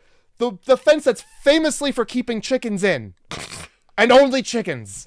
Because they're small and weak. It takes Victoria a second to pry up a little bit to like crawl underneath. Yeah. This monster man gets caught in it like a spider's web. Yeah, he gets caught in it like the barbed wire fucking saw trap. Like he didn't just take it and go. Now that's down. Now what I'm doing down forever. What I'm doing, is taking a sheet off the wall and putting it on the floor. Because chicken wire would daintily drift to the floor. It is so light and bendable. My God, it comes in a coil. Here's what pisses me off more about this scene, all right? Sure thing. I know that you probably thought that was impossible. Victoria is hiding in this room. Okay, all we have is a lantern until he turns on the generator. Until he turns on the generator that lights up literally everything, including Victoria. She really that hard to spot? The only thing that's moving and crying at the same time in the entire room loudly? Yeah, let's not pretend like she isn't whimpering at the top of her lungs. Yeah, like she wants to be found. That sounds like it's coming from across the room, but let me knock these barrels over. Bitch better not be in these barrels in the corner over here. Well, I give up. I guess I'll just go to sleep with the lights on. So yeah, she gets under this chicken fence and somehow the guy just didn't like fold it up and put it away. And he gets caught in it. Then she finds her way back to the party somehow, and there's just a wall of bones separating her from freedom. Jay, do you know what that is? What's that? Jay, tell me. That's a dead end. But there's the party on the other side of it. Jay, it's a wall of bones in the middle of in a path. It's a dead end. But she gets up and crawls across it. Now you see, this movie is so bad. The puns I tried to make are shitty. Oh! See how shitty this movie sucks so bad. The puns the jokes I had to cobble together. Holy are shit! Fucking garbage. I couldn't even put it together. Yep. Fuck. It's a fucking dead end. She's like, I can't go this way. Turns around and the dude's just like walking and breaking lights as he's coming. Destroying his own infrastructure. Yep. Also, you can see that mask. He can't see anything. There's no way that he can see out of just meathead. How about this, Jay? How about this? We keep a man in the dark for his whole life. He should have night vision at this point. What does he need the lights for? They show his pupils. They're white. Have you seen The Descent? White pupils means no pupils. That the reason why pupils are black is because they absorb all the light in the area. His irises are white. Whatever the fuck that. Whatever. Either way. So he's a Malamute. But like, he should be able to see. Yes, he in should. the dark. Yeah. But no, all right. So she crawls over the pile of bones. First of all, crawl faster. Crawl as if you're trying to get away from something trying to kill you. Thank you. Don't crawl like you're practicing for boot camp. Also, it's a wall of bones. Knock it down. They're bones. What are they, PL glued together? Just move them out of the way. They're probably cemented. How about use one of the bones, the sharp as fuck bones, to stab your attacker? Why not? They are sharp as fuck. They're bones. Also, there's no way that he could have gotten into that little crawl space up top. He wouldn't have been able to get in deep enough to grab at her feet like he's doing. It's a goat butcher. It's fucking essentially Leatherface. And so you're telling me, and also she's screaming for help. Yes, she is. People are on the other side of this wall. They're not hearing her. I'm pretty sure there's a shot that implies that one of them makes eye contact with her. And then quickly looks away. Ooh, American. Oh, no. So that's my problem. She's screaming for help, crawling over these bones, gets over the other side of the bones, and then the music cuts. For a second, where somebody would have heard her screaming for help. Yep. Doesn't matter. She's already on the other side of the bones. Thanks. Thanks. She's already safe. That one moment that would have been helpful. Yep. Could have came 3 seconds earlier. Doesn't matter. Yep. Doesn't matter now. Why even have it? Why even have it? Why even have it? So let's bumble through the rave. We're not gonna tell anybody that we're being chased. We're just no. We're not gonna tell anybody that there's a killer in the catacombs. That I just narrowly avoided death, and also that my sister did not. You know who I'm gonna tell that my sister's dead? You know who I'm going to tell amongst this group of people in the catacombs about the dead body in the catacombs? None of them. Well, none of them. No, I'm not gonna mention it to anybody. I am gonna scream in people's faces as I walk by them, though, as if they were not. I'm not gonna think that you're just psychologically unhinged at all. Right. She's having a bad trip. Back to dancing. Use your fucking words. She finds the party leader guy. Oh, and the police are here now. Scatter, everybody. Scatter. Ooh, cops. Boy, oh boy. So in the chaos, like she gets knocked over and looks over and there's just like a dead guy bleeding from his ears just on the ground. I think I missed that. Doesn't matter. No, it doesn't. There's no reason for him to be there. And you never see him again. Yeah, it's just a dead body on the ground. She looks at it and goes, wow, people were just standing on that, huh? And just gets up and runs away. Yeah. So as she's running, she keeps looking behind her, and that means that she's not looking ahead of her. So she racks her head off of the top of the cave. Because she's 1,000 feet taller than everybody else. That's right. Also, then we just get treated to almost literally 2 minutes of black screen while she's knocked out. Oh my, Great movie. I thought I sat on the remote, Jay. Yeah. I had to make sure it wasn't paused. So I watched this movie, and I assume you did as well, on a little app, a little site called Tubi. Oh my God. So Tubi is like Roku in that it automatically inserts commercial ad breaks. Now, I have ad block, so I don't get to see them. It just briefly cuts to black. Mm-hmm. So I thought the movie just broke. I thought the movie broke and I couldn't finish it. Good. And then she wakes up, at which point I have many questions. Number one, why did none of these partygoers pick up the unconscious woman and take her to safety? Number two, why didn't the police pick up the unconscious woman and take her to safety? I had some very similar questions. Everybody just leaves her for dead in the dead center of the only exit from the catacombs. Let's look at this logically. Sure. I don't know why you would. I know. So in the chaos, the partygoers are rushing into a tunnel. Yeah. A tunnel, not the exit. Okay. A tunnel. Sure. She's swept in. Yeah. This tunnel is going deeper into the catacombs. So the police... it's always darkest before the dawn, right? It's true. It's true. She's back where she doesn't want to be. The police are chasing this group of people into the catacombs. Sure. Okay. So we're in agreement that people are deeper into the catacombs. Many of them. Enough that she's essentially consumed by a tsunami of human flesh. Thank you. Okay. However, not enough though that when the cops show up and she falls down in the dead center of the dance floor, she's not trampled. Oh yeah. That doesn't happen. And the so many people, it parts around her. It must. Yeah. Nobody tramples her. The police obviously go right by her body. They must. Deeper into the catacombs. Mm-hmm. And then everybody disappears. Yep.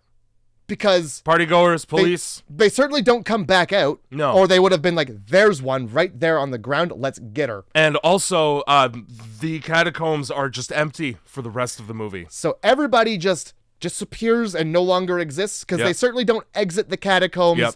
They would find her body there on their way out because they got to go back towards the door they came in. You got to assume. Also, if there was any question as to whether or not this is not the exit, if it was, she would have woken up and left.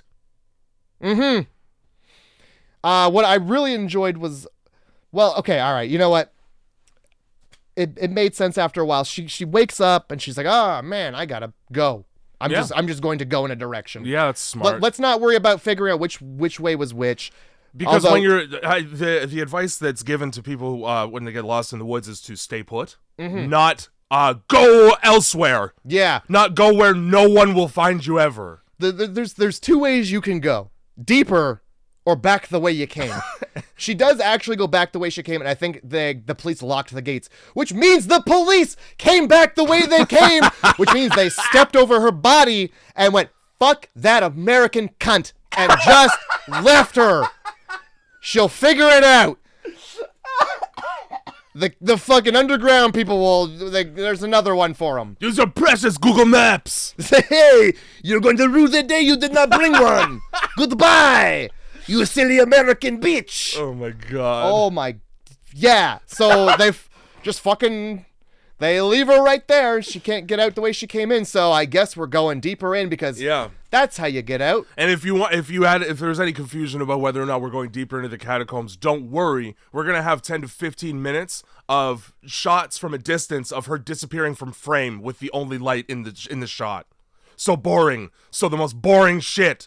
Yes, I get it. She's alone in the catacombs. You could add 2 shots of that, and the fucking message is sent and received. Yep. Nah, Minutes of this. You get a shot of her like writing something in the dirt for no reason. They don't show you what she writes. I think the whole point was that she was like trying to make like a indication of where she started.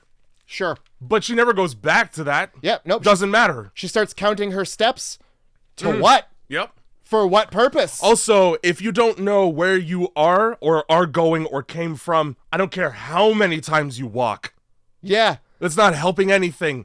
Draw on the walls. The second you turn Make a corner. Big, I went this way with a rock on the walls. Nah, I just know I'm 50 steps from where I started counting. All right, let's go. That's exactly what that is. God help you if you lose count at like 238. Ah, fuck. Damn, I'm still lost. You know how I'm still as lost as I was. You know how counting up from a number to a number doesn't give you any directions whatsoever? You know how that happens? That's not how compasses work? Compasses aren't just 1, 2, 3, 4, 5, 6, 7. No, it's that's a clock. Oh my God. Oh my God. Dude, we're fucked. We're never gonna find your brother. I've been walking towards 1050 for hours.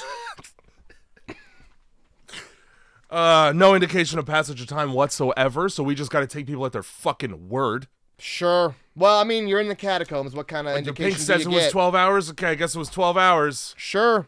Pink must have a watch. It's 2007. Nobody brought a cell phone, I'll tell you that much. They right probably did. They would have. Is what I'm saying.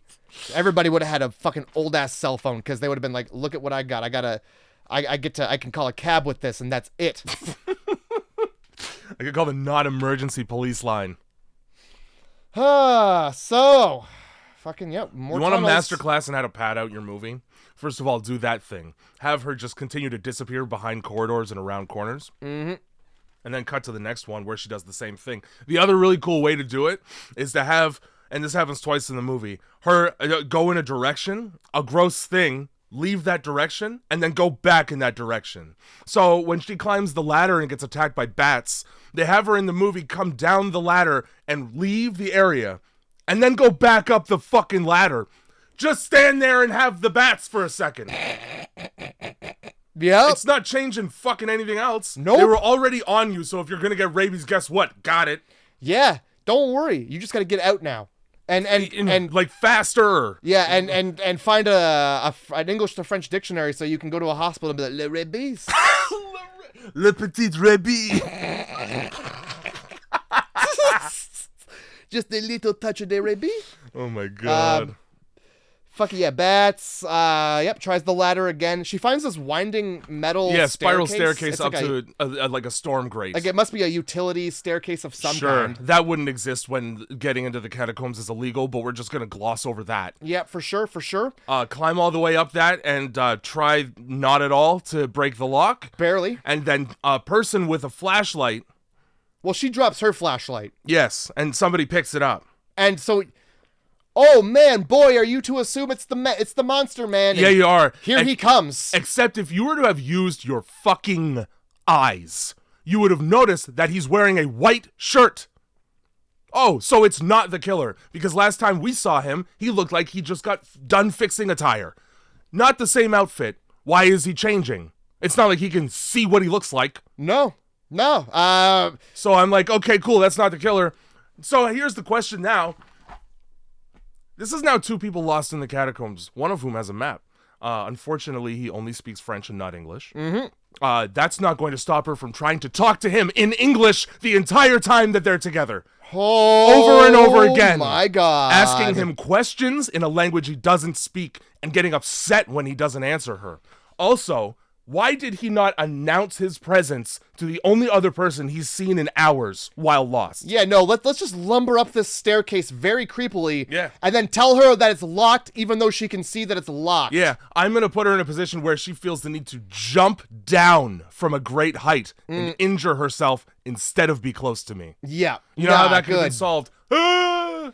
So, that's it. Je parle mon That's fine. I heard words. Oh, yes, I didn't hear animalistic grunting from behind a meat mask. Exactly. Fucking. So they go down. They so you're not to like this guy at the start.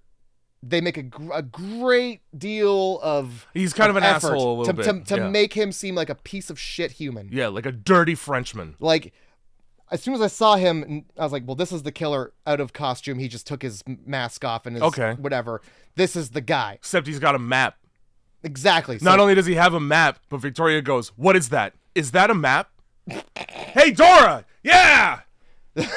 Sing the song! It's the map, it's the map, it's the map, it's the map! For fuck's sake. So, I was like, oh, well, this is the guy. We're gonna have like a Texas Chainsaw Massacre moment. He's leading her back to the murder floor. I did have that thought as well, especially when they have him turn around and make a very ominous grin at her. Yes! And then run away. Yeah. Oh, cool. We're in the hills have eyes. We're getting there. You know? Fuck. There's this moment with them at the bottom of this staircase where she's like, "You've got my flashlight. You're an asshole." Mm-hmm. He understands asshole because he grabs her by the back of the head and he almost makes a flashlight-sized dent in her head. He sure does. Why? I no idea. Why? Hey, man, on the topic of whys, why the fuck does he try to strangle her to death later? Because she leaves him for dead and steals his map. Okay, but he was gonna do the same thing to her by leaving her without the flashlight. Yeah, see, here's my question. He gets so offended that she thinks that he has her flashlight. That this flashlight that he has in his hand is her flashlight, despite it being a great deal larger and more powerful, completely different looking flashlight. That's right. He gets offended. Mm-hmm. And then he pulls out her flashlight and is like, yeah, see, I did have it. I am an asshole. See, 2 flashlights. This isn't your flashlight. This is your flashlight. Yeah. I had it, though. I did. You were right. I am an asshole. And he throws it on the ground. Why are you offended when you did steal it? She saw you steal it. Don't pretend like you didn't, you fucking piece of shit. So right there, I'm like, well, this guy's the killer. I also want to know why he's soaking wet, but that's its own thing. Whew. My God. But that, like, yeah, so he gets what he deserves. He really does. You know does. what I mean? Oh, my God. And, like, impatient as fuck trying to get out of this place, like, not waiting for her at all. Also, no urgency from her whatsoever. These two are match made in heaven in the way that they're both pieces of shit. Because she's like, can we just slow down? Bitch, no! I'm trying to get up! I'm trying to get so up that I can breathe air. I'm sick of this musty bone smell in my nose. Yep. So I think she determines from what he's saying, because first of all, they're trying to communicate. She's asking him questions like an 8-year-old. Yep. Every fucking turn Yep. is why? Why this? Why this? Hey, how about you shut up? And he gives her like a Mr. Bean level face expression when he's like, there's something that he wants to say, but he can't say it. Points to the fucking sign that says fucking road in French. Yeah. And then right here, it's 2 fucking seconds of hand movements, okay? You don't even need to know ASL. You point to the fucking road thing, and then you point to where that is on the map. That's pretty, you're somewhere on the street. You could have just done that, and then we don't speak until we're in sunlight. How's that sound? That's all you need to do. Every time she asks, you just point at the map, you point at that, and you shrug your shoulders, because you don't fucking know either. So he kind of does, but without explanation. He's just like showing her the map and where he's like drawn paths, except it's a fucking spider web, number 1, so I don't know what you're following. Number 2, though, her complaint is, oh, that's so far. All right. Find your own way out then. Yeah. Good luck. I know this one, and it's a way out. Use your fucking feet, slut. This ain't Jesus Christ. This ain't Minecraft. You can't just dig up. It's limestone. It's Limecraft. So there's like some weird steep steps they gotta climb up. Yeah. To some kind of wine room. Some secret wine storage room. Yeah, that and he he's knows so about. Stoked because he's French, he knows where the wine's at. While she's climbing up, he just supports her ass. Yeah. And then looks at her like, can you blame me? No. That is sexual harassment, sir. Oh, you were worried about that one. That little feel he tried to cop right there. Yes, sir, we are in this together. Yeah. You're gonna touch my ass. Okay, well, later on, she gets her drunk, waits for her to fall asleep, and then tries to kiss her face. So... Yeah. Oh, yeah, she's like, can I see the map? He's like, yeah, take the fucking map. And just kidding. Yeah, oh my God. And then, she's not even upset at the fact that she was just twice sexually assaulted by the same man. All she does is, kick him in the dick and walk away. And then they're just friends. And then they're friends again, like it never happened. Yup. I don't know why they... Yeah, so yeah, he starts walking, fast, so she can't keep up. Yeah. And I'm like, see, he's the killer. Yeah, exactly. I stop following somebody who's trying to get away from me quickly. Yeah. Because generally that means I'm the problem. I stop following people when I round a corner and they're there grinning like they're the Aphex Twin. Yeah. Or, crouched by a shelf, facing away from me. Not showing me what's behind your back. Oh, boy. I've made a mistake. Knives? It must be knives in the catacombs. It's probably a gun. This movie sucks. Of course the killer's going to use a gun. So, yeah, he scuttles off. She finds him, fucking hunched over some wine. And he hides it behind his bag. Oh, I'm not going to blah, blah, blah. And then they just stop and have a fire. And she passes out for a second and wakes up alone. Great. I was just chased by something trying to kill me. So let's camp. Not only let's camp with wine. I'm going to take a nap next to the guy who just tried to grab my shit. Yeah, and you know what I really want to do is start a fire down here in the enclosed area. Like Weird Al's parents. I'm sorry. That was too much, huh? That was a much. That was a whoopsie. Too far. Like Weird Al's parents. That is too much. I'm sorry. Oh my God, that's fucking amazing. That's a joke I'd make. Google it. Good. Weird Al's parents died of carbon monoxide poisoning because they didn't fucking turn the fucking fireplace off when they went to bed. Yeah. All right? Yeah, you're not wrong. Yeah, here we are, fucking waking up alone. That's always a good sign. Yeah, right? So the catacombs. She goes around a couple corners, yelling, hey, where are you? Yeah. Why are you... He's been so good at answering any question you had so far.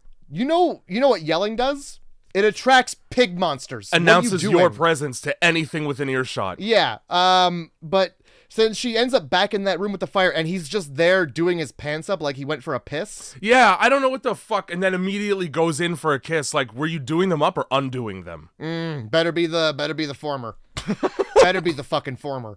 Why didn't you just be like, "I shoot too bad, da da"? It's like, who cares? My dick is out. Well, at least let her know you didn't run off. Yeah. She's obviously say anything at all. Fuck. Be a comforting presence, you French prick. The campfire moment, that's the one time that she says to somebody who can't fucking understand her that her sister's dead. Oh yeah, my sister died yesterday. Yeah, do you even, and she goes, if it was yesterday. When you go unconscious, how long do you sleep for, ma'am? Also, forced bonding moment between two people who couldn't be cared about each other's existence like 5 seconds previous to that. Great campfire talk, by the way. And she pulls out her little pill case out of her boots, and I'm guessing it got wet at some point. She must just have really sweaty feet because her pills are all melted. Yeah, so the rest of the movie now is dubious as to whether or not it's reality or fiction because she's off her anti-psych meds. Yep. All right, sick. Yep. Now, I'll also learn that his name is Henri. So, just the Frenchest names. Yep. Might as well be fucking Jacques Cousteau. Yeah, from my perspective, all of a sudden she knew his name was Henry. Didn't catch that, but hey. Henry trips in a hole, and then he retardedly stands on it so that he can fall in and get a compound fracture. Oh, does he? Right, yeah. Oh. He stands on it while laughing. Oh, this is some... There's this video in my YouTube favorites of a guy... in his house, and he's got a very British accent, and he's like, "Fuck off and leave me to my lotions." And then the floor cracks. Oh, a crack in the floor. I believe I might fall. And then he does, and it's the same thing. Get out of the way of the hole. Yeah, make haste when you're going over the 200-year-old boards. Holy shit. Oh, boy, they're gonna be dry. Yeah. So he falls in this hole, busts his leg. Yeah. And then she grabs him by the arm, pulls him up just a little bit, and drops him right back down on that leg. Yeah. More than once. Like the guy in Texas Chainsaw Massacre trying to pull his own self off of the fucking meat hook in the basement. Oh, exactly. And then so, this is where this, by the way, this is where she turns into a cunt. Le Conte. She sees the map and she's like, "Hey, we're gonna do both hands this time, buddy. Give me both your hands." Why didn't we try that at the beginning? Because only now does she realize she could just take the map and leave this man in a hole. I've seen enough I shouldn't be alive to know that if I had a broken leg, when I broke my leg, I crawled just fine. I crawled great over to the sidewalk from the middle of the road. That's good. That's good. And let me tell you, if I'm in the catacombs with a broken leg, hole's not going to stop me. Well, yeah. Your upper half still works great. Do some chin-ups. Fucking just get him out of there. Yeah. And you have assistance. You have some. How about try more than twice? Use the not broken leg to stand up. Exactly. You have more than one. God gave you more than one leg for this very purpose. I don't care how bad it hurts. It's not going to hurt in about 10 seconds when the adrenaline kicks in. You're going to feel great and run out of the catacombs. Yeah, I don't care how bad it hurts. The other option is you're in a hole. And nobody knows where you are. Yeah, exactly. So, and also you're going to let her take off with your map? I mean, he gets out of the hole eventually because he does. She takes his map and she's like, "Don't worry, I'll be back for you. I know exactly where you are." I wrote, because he'll understand that. Yeah, well, he doesn't. That's the problem. That doesn't calm him down at all. I wrote, "I'm not sure who's the more garbage person in this scenario, the attempted rapist or the woman leaving a guy for dead." I'm going to say the rapist. You said, yeah, all right. Well, that's why we can justify it. That's why he got left in the hole. Yeah, that's true. And then, you know what? When he gets out of the hole, his first thought is, "I'm going to kill that bitch." Maybe should have, yeah. You were right to leave him in that hole. Yeah. Yeah, so she follows this map in a great big loop. Yeah. Comes back, the hole is empty. Really great topographical reading skills on your part. Yep. Why did you even take the map if you can't use it? Why did you go left 4 times? Or 3? No, why'd you go left 3 times? Oh my God. What did you think was going to happen on that third left? Hey, how about this? Where's the killer? Yeah. Where's the killer the whole movie?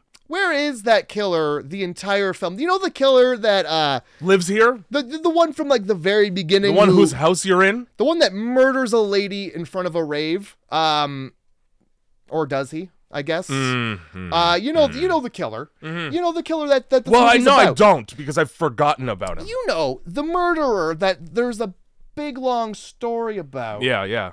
And like it's all the time spent learning about the murderer. Yeah. Where is he? How come we're not concerned anymore about him and we're more concerned with screaming for help? Yeah. That's worked so far. Yeah. It's been pretty good. No, it's great. Well, Henry's there, and he grabs her leg, which, I mean, he didn't even have to do that. She falls. Well, yeah, she's a clumsy oaf. That's all she does in this movie is trip at the most... Anytime that you shouldn't be tripping is when she's tripping. Exactly. All right? So that she stays on the ground long enough for this man with a compound fracture in his leg to crawl through a hole. Yep. Get on top of her and throttle her for just a little bit. Brains him with the flashlight. That comes in handy later. Sure does. She finds... Okay.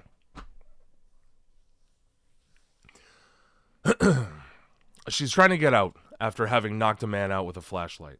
And she finds active electrical and mechanical for the subway. Oh, you mean in the catacombs, Jay? Yes. With the bones? Yep. And the limestone? Interesting. So deep that running conduit would be fucking stupid to do that.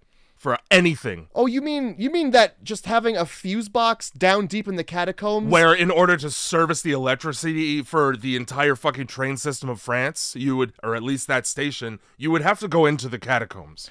Yeah. Probably have that box up in the boiler mechanical room. That also exists because she crawls right into it. She sure does. So are you saying that running like hundreds and hundreds of meters of cable to a lone junction box underground against code? Yeah, and like drilling that into like limestone. You're telling me that is probably the fakest fucking bullshit ever? You know what? Of all time? If you weren't already of that opinion, when the power is running, the wires shake. That's how you know the electricity is moving. Yes, it is. That is how you know that there's good electricity running through there. So you're trying to tell me that a lowly French electrician crawled through a fucking 4x2 hole so that he can run 4.5-inch conduits? Meters, like hundreds. Yeah. Around corners. Sick. You're telling me that he just didn't see that hole and go, why don't we put the box like right here? Right why here don't we at put the entrance? The box right by the fucking door? Why is not the box right next to where the trouble would be? Why do we not have this in the station? So once again, she gets attacked by rats, leaves the hole. Magic rats. They're also magic rats. Rats that were not there. Where'd they come from and where'd they go? They were also clearly CGI, just like Cotton Eye Joe joke, just like the bats earlier. Goes up into this mechanical room, sees one door. Unfortunately, it's locked, but she saw a wheelbarrow earlier with blood in it. And a pickaxe. Took that. Next to the blood. So she uses the pickaxe not to break the window in the door. No. But to just hit it a couple times and give up. Also during this scene, a handle appears and disappears about 4 times. But I didn't notice that. I didn't know she did break the door handle off, which, why would you do that if you're trying to open the door? Why would you break the door handle off? You're not going to be able to open the door because there's a mechanism that needs to be turned from your side of the door. Like with a handle? Ain't going to be able to be turned because you broke it off with a pickaxe, you dumb bitch. Anyway, sorry, that's just my 2 cents there. So in her trying to figure out how to get this door open, somebody starts banging on the other side. Yes. Wolf, Jay.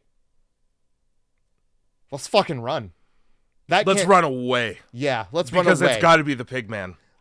Yeah, let's go back to the catacomb. It's got to be pig, goat. I don't fucking whatever. It's dead animal and I'm wearing it like a goddamn the chef pyramid head from Silent Hill. We've managed to get our way all through the catacombs to civilization once again. That's right. To find civilization. Now, for example, because this is a very actively functional electrical room. It is. For a subway system. It looks like Freddy Krueger's boiler room.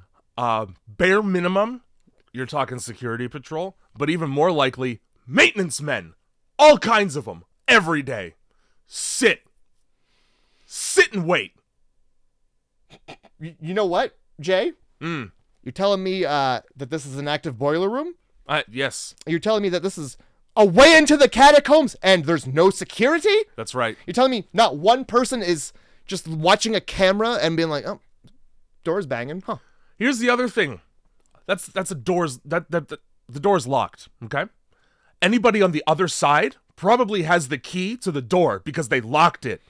Also, anybody trying to get in from that side means that they're not in the catacombs. That does mean that they're not in the catacombs. So it's probably not a killer from the catacombs. She's also not in the catacombs anymore. No, she's just in the basement. Yeah. Of a building. Yeah. All right, sick. No, I'm glad you also picked up that, because how would the pigman, first of all, get out into civilization with his blood and pigman and just being that? I mean, yeah, France is pretty crazy. I'm sure this is nothing new. This kind of shit comes up out of the ground all the time. Well, she does at the end of the movie, and nobody bats a fucking eyelash. As a matter of fact, she gets into a cab, and the guy goes, "Cool."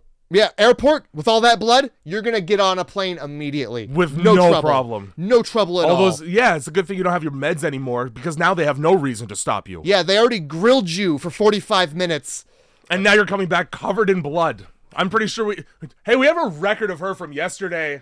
Yeah, is the back room available? Yeah, we had all these pills, you see. Where are the latex gloves? She couldn't answer a single question about the topographical area of Paris. Or landmarks, streets, or anywhere she might be going. No, because she had no idea. As a tourist might. And she's returned now covered in blood and medless. Let's get her right on that first class priority boarding. Let's get her. That's it. Oh, nah, not in this film, Jay. Nah, we're gonna run. So apparently whoever was behind that door had the key to it because they opened it and began to chase her.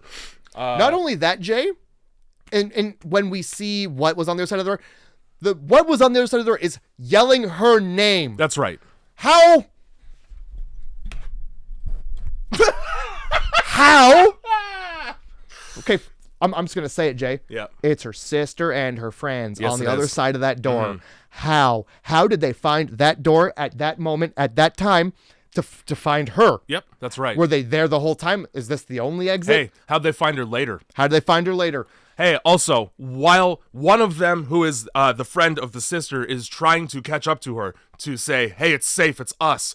Why didn't he say, hey, it's safe, it's us? Yeah. Instead of chasing her for 10 minutes through the catacombs. Wearing so that the she mask. falls off of a fucking cliff. Wearing the mask and holding the lantern, Jay. It was a different lantern. It was a different lantern. I wrote that down, I remember. Okay, but, you know, who else is going to have a lantern down there? And not help flashlight. Helpful people? In I don't know. 2007. It's a subway system. The conductor? My God.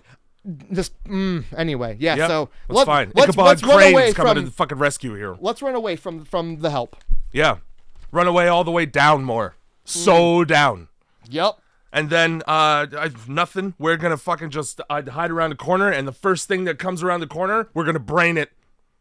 And that's what she does. Now, the fact that we didn't get to see what she hit means I know it's not the killer. Oh yeah. Means I know that a twist is incoming. And it's somebody trying to help her. The question is who? This, now Jay, you say twist. This Yeah. is a twist in the same way where you go back for another sandwich and you find that the bag of bread has just been left open. Nobody had twisted it. Had you twisted it, the bread would have stayed fresh. But we got some stale slices here. This is the same way. This is a twist in the same way that putting my dick in a press counts as a hand job. This is a twist. It's not, and it hurts. That's it. This is a twist in the same way that some beer bottles need to have an opener. This is that kind of twist. But hey, we're in the film. Let's go. Let me move my mic because I got to get right into position here. Yeah. Because my writing gets really big. Now, because this is going to be really good, and I know it's going to be really good. Before we get into it, however, I want to explain that the sentence that I just said from the, like, I'm not exaggerating when it is 10 minutes of her being chased. I was able to sum it up so quickly because nothing fucking happens in those 10 minutes. Nope. She's chased and she does a bad job of climbing, and that's it. She falls in some water. And then the guy runs down a flight of stairs for an hour and a fucking half to get to her down there. And then she's trying to climb up the not stairs, but like the waterfall. She chooses to use the wet mossy rocks instead of the dry ones to the left. And then she's upset when she keeps falling. Let's make my movie longer, please. Okay, yep. Yep. So, yep, she brains somebody coming around a corner. Also, while she's being chased, at one point she like goes back through the dirty, shitty bedroom. And she jumps off a shelf, and she gets impaled by the spokes of a bicycle. Does she get impaled? Well, no, because then she's running just fine after that. Yeah. So it might as well have just not happened. Another reason why it might as well have just not happened is because it doesn't change her behavior at all. She doesn't continue, like, she doesn't start looking where she's going. No. And then she falls off a cliff. Yep. I wrote when she jumped onto the bikes, she got spoked. Spoked, stoked, smoked, and stroked. But never poked. No. As much as Henry can try. So here we are. We've obviously killed somebody, a living person. Yeah. And we're just going to sit here because what do we do now, huh? No spatial awareness means this movie lacks urgency because there's no way to tell how close a threat is at any given time. Or if there is even one. Yeah, no, that's right. Where are you in relation to what the danger is? Oh, I don't know. You could be around a corner. You could be 10 miles down into the catacombs. This movie everything looks the fucking same, and there's not enough light for me to even know where I am. This movie is walking around a dark hedge maze. That's all it is. It is. And the Minotaur is just French. Just a French guy. Yeah. Oh my God, lights are coming, Jay. Lights are rearing the corner. Yeah, running and screaming and crying, followed by running and screaming and crying, interspersed with running and screaming and crying, and then, just to spice it up, running and screaming and crying.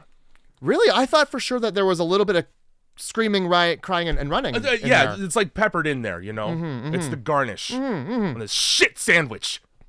Well, yeah, because here comes the fucking olive with the toothpick that you bite into like an idiot. Right in the middle of your sandwich, Jay. You ready? Here it comes. Look at what you eat before you eat it. No. I won't. Because then we wouldn't be watching films like this. How long am I meant to watch a black screen while she fingfungles around with a fucking flashlight? How's that? That's good. All right, now your thing. Now my thing. Yeah.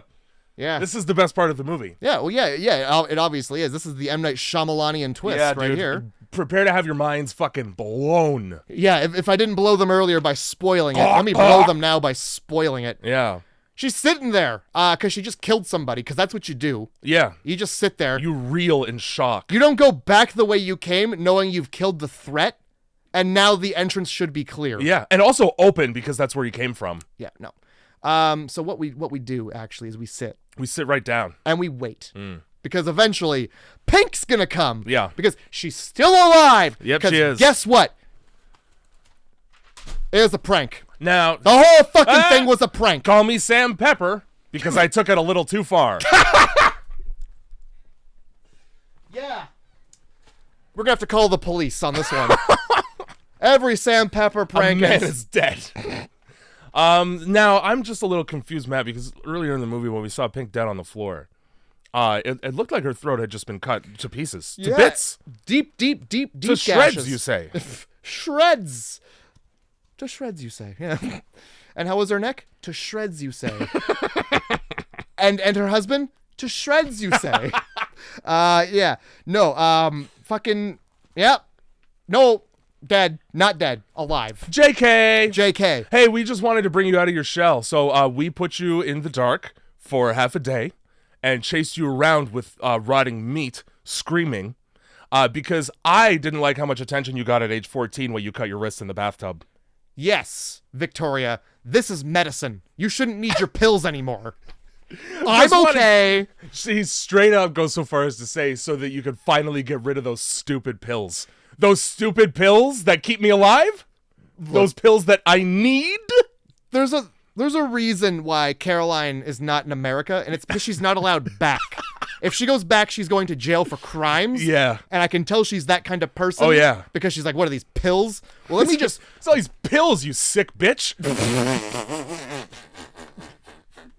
You need this fucking medicine, you sick, dirty bitch. Down here in the... Why are you down here running around here covered in blood, you dirty bitch? It makes no mention of the fact that she's fucking covered in blood when they find her. Yeah. Nobody says anything. Just, that was funny, right? Yeah. Tomorrow we're going to a haunted house. What a great way to spend 12 hours, apparently. So happy I hopped this flight to meet you. Mm-hmm. We've been trying to find you down here. Have you? Have you, though? Because I watched the movie. Also, I've been running in the same circle the whole time. Yeah, I haven't gone far. It's just been me and Henry down here. By the way, do you know Henry? He's dead. Yeah, and as a matter of fact, look behind you. You know what? What's behind curtain number 3? You know, we don't even know if Henry's dead. We just brained him and left him there. Yeah, we did. Yeah. He might just come around the corner at any given time like, fuck it, really? So, yeah, fucking, I got... So Absinthe Man is the one that she killed. That's where we're at. My mic has just been facing the other direction. I hope I've been loud enough that you can hear me. Because I'm very upset. So... Very upset. I'm quite serious right now. Yeah, okay, yeah, so here we go. Hey. Yeah, is what I captured out of this conversation. Yeah, at one point, Pink's fucking boyfriend, husband, or whatever says some words. Yes, some words. He sure does say them. Could have fooled me. French? English? I don't know. I rewound it. I turned my TV up to 45, Jay. I think I did that maybe 4 times in this movie before I gave up. Yeah. I literally, he said some French stuff. That's that, I guess. Yep, cool. Oh my God. Anyway, all of this makes her, and again, the lack of medication. Let's not ignore the fact that she's been off her meds for hours. Let's not. And sleep deprived. We didn't let her sleep. That's also, and an extreme stress. She's also probably concussed. From hitting her head on rocks a lot. And we just left her there. Mm-hmm. So all of these things create a perfect storm of psychotic episode that apparently gives her the strength of a chimpanzee. Because I'm not sure how this 120-pound girl, and also, like, let's be honest, skinnier of the 2 sisters, overpowers 4 grown adults with a 2-handed wielding weapon, like the kind you have to swing. Yeah. It's not a gun. It's not a small knife. She manages to open up everyone. Well, she puts up with Pink, really giving her the business. Yeah. Because for just long enough to gather her thoughts. Because Pink cares more about this French man that she met than her sister she's known her entire life. That's right. Because now that this man is dead, you know, having chased a mentally unwell relationship person over. Yeah, 12 hours of chasing her through unknown tunnels full of dead bodies. Because it was funny. He definitely didn't maybe deserve that a little bit. This isn't understandable at all. You're the worst person. This kind of shit happens. I knew we should have never had you come here. Fuck you. And that's all it takes. It's just boom. Also, let's not forget. We'll do a couple flashbacks just in case you forgot. In a way, it's kind of your fault because earlier when I said that they love pranks, you should have put that together. Yeah, you should have put that long, boring, drawn-out story about satanic rituals. You should have just known that was a lie. You should have known that 12 people collectively chose to lie to you. Why? Yeah, based on your intro to the group of friends. Why are you believing anything they say at this point? And then she walks up the fucking subway that she got to somehow, probably from the door that was opened. Sure. And she hops a cab and goes to the airport, and that's the movie. And then you find out that this movie was dedicated to somebody who died, which seems almost more disrespectful than what they did in the catacombs to the dead bodies. You might as well just go to his grave and piss. Yeah.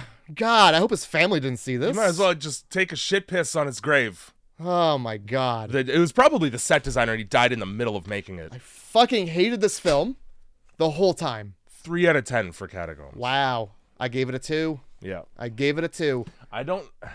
There was not one redeeming quality throughout the entire film. Normally there's like that That's really dumb. Actually, you know what? You know what made me laugh is when they just kept saying the world's largest mass grave. Man, Paris is built on top of the world's largest. They really want you to know how fucking intense the catacombs are. Forgot from 30 seconds ago, it's the world's largest mass grave. It's not just bones underground. No. It's not bones that we put there. That's a mass grave. That's a mass grave down there. And it's the largest in the world. It's the world's largest. Everybody who made this movie has never been to Africa. We just saw some bones once. And well, we assumed that we didn't count them, but matter of fact, world's largest. I'm gonna bump mine down to a 2 from a 3 because the first half of the movie was shot on a fucking Handycam. Honestly, like you know those old digital cameras with the flip out viewfinder? Oh, I used to have one. That like the film, it always comes out grainy. Oh, There's always like a weird noise. Mm-hmm. That's the beginning of this movie. All the daytime shots above ground look like shit. Well, they blew half the budget remaking the Catacombs. Oh, right. For all of 7 feet in either direction. The $30 budget of this movie. 20 of it went to Pink. Good movie, everyone. 40 of it went to her tits. Now, as revenge, it's not really revenge, but I feel the need to, we can't have 2 pieces of garbage in a row, all right? We can. I'll just be pissed. We got to cleanse the palate here. Bring it on. A little bit. I can't wait to see your bangers. Bangers. Yeah, and MASH. Now, I have 4 options for you to choose from here. Where did you get 4 themes Dude, from? What? It was shockingly easy. Running, stopping, flashlights, and skulls. Yep. All right. There's your 4 options. For the first one, we have Haunted House Gone Wrong. Okay. Because there's a throwaway line in this movie that it used to be a haunted house. Or I think they say like this is something they set up. Yeah, as a haunted house because pranks are fun. Yeah. French people, we like to take pranks so far that people die. They're famous for setting up these underground haunted houses where you're just in the catacombs, lost in 300 miles of tunnel. It's a great haunted house. Yeah, real damn decent of you. It's like the worst fucking haunted house at a shitty like small town fair where it's just you're walking down a black hallway and at the end somebody sprays you with air. Air and a little bit of water. Yeah. Is that pee? So Haunted House Gone Wrong. Yep. Okay. We have Trip to a Foreign Country Takes a Turn. Okay. We have An Ill-Conceived Prank Creates a Murderer. Okay. How fucking specific is that, right? And Never Trust the French. I want to say the Ill-Conceived Prank. Is that Carrie? No, but that was the other option. Yeah, it was between 2. Damn. I don't know the other ones. Other than like Vacation. Is that Hostel? Is that the original Hostel? We did Hostel 2. We did 2? We did 2. Hostel's not on here. Okay. Well, I did this thing. So one of the movies on here is I do this thing apparently where if I watch a movie in and around recording the podcast, I think we've seen it. Okay. And so when we did 2, I also watched 1, I think the same day. So in my head, I was like, we already did Hostel. Nope. Gotcha. We jumped right to 2 because 1 character was in the movie for all of 30 seconds, and I thought she was like a main character. Yeah, that's right. One more time, what are they? Okay. Haunted House Gone Wrong. Okay. Trip to a Foreign Country Takes a Turn. Okay. Ill-Conceived Prank Creates a Murderer. Mm-hmm. And Never Trust the French. Let's stay right on theme. I don't trust the French, and I'd like to know why. Well, you'll learn in a week when we watch Afflicted. Afflicted. All right, I've not seen it. Fuck yeah, one of the best found footage horror movies ever made. Cool. I'm glad we're back on some found footage. Yeah, we are. Found footage for a little bit, maybe. We were on it, and then this film just was garbage. I wish it was found footage, and they lost it. Yeah, I wish the camera was the thing that fell into the big dirty body water. For Haunted House Gone Wrong, we had House on Haunted Hill. Okay. That was the other one I thought we did before, and I feel like we got into an argument about whether or not we've watched it. So today, when I was picking these, I went to the Spotify and just fucking Control F Haunted. It's not on there. Yeah, no, I've never seen House on Haunted Hill. I don't think. Trip to a Foreign Country Takes a Turn was The Green Inferno. Why am I picturing that to be like a 1940s movie about like a but like a superhero, but he's a detective superhero. Like it's a 1940s superhero called the Green Inferno. You're thinking of the Green Hornet. I know I am. But like that's just sounds like the same shit. Cannibal Holocaust. And ill-conceived prank creates a murderer was Hatchet. Because that's how he becomes a murderer. They fucking on Halloween, a couple of kids throw like firecrackers into his house and it burns down with his dad inside. Shit. And that's Kane Hodder? Yes. Damn. Well, actually, I don't think Hatchet himself, like Victor Crowley is Kane Hodder. Kane Hodder's definitely his father in the flashback. Okay. I don't know if it's him. It could be because there's a lot of makeup. Well, either way, we missed a good Kane Hodder film there. Honestly, all 4 of those movies, I'm happy. Haven't seen any of them. Glad I'm seeing one I haven't seen anyway. Oh, dude, and it's a trip. Great. Because this was not. And it's the whole movie. The whole reason for the movie is because French people are very disrespectful and selfish. All right. Again, this is not going to get the biggest play in France, I think, but I hope it does. Listen, if Kenny Hotz made an entire episode of a TV show because you guys fucked him around and put his table on the road because he pronounced a sentence wrong, I don't have any remorse whatsoever. How's that? You know what? Y'all are very rude and you know it at this point. I don't have any remorse either. All right. The second you can tell I don't have the same accent you do, you get just pissed. Pissed right off. And it's not even like Europe French people. It's Quebec. They're worse. They are worse. They at one point wanted to be their own country but still use our money. Yeah. Go fuck yourself. That's how that works. One time, I had a bunch of them at age 19 try to cut in line for a Ferris wheel in front of me. Oh, did you je tu LA them the door? I je tu LA'd them the fucking guardrail that I picked up and slammed down beside me so that they couldn't get in front of me. Nice. Real loud, too. Don't give a fuck. Good. Grindhouse Movie Club. That was my tum-tum.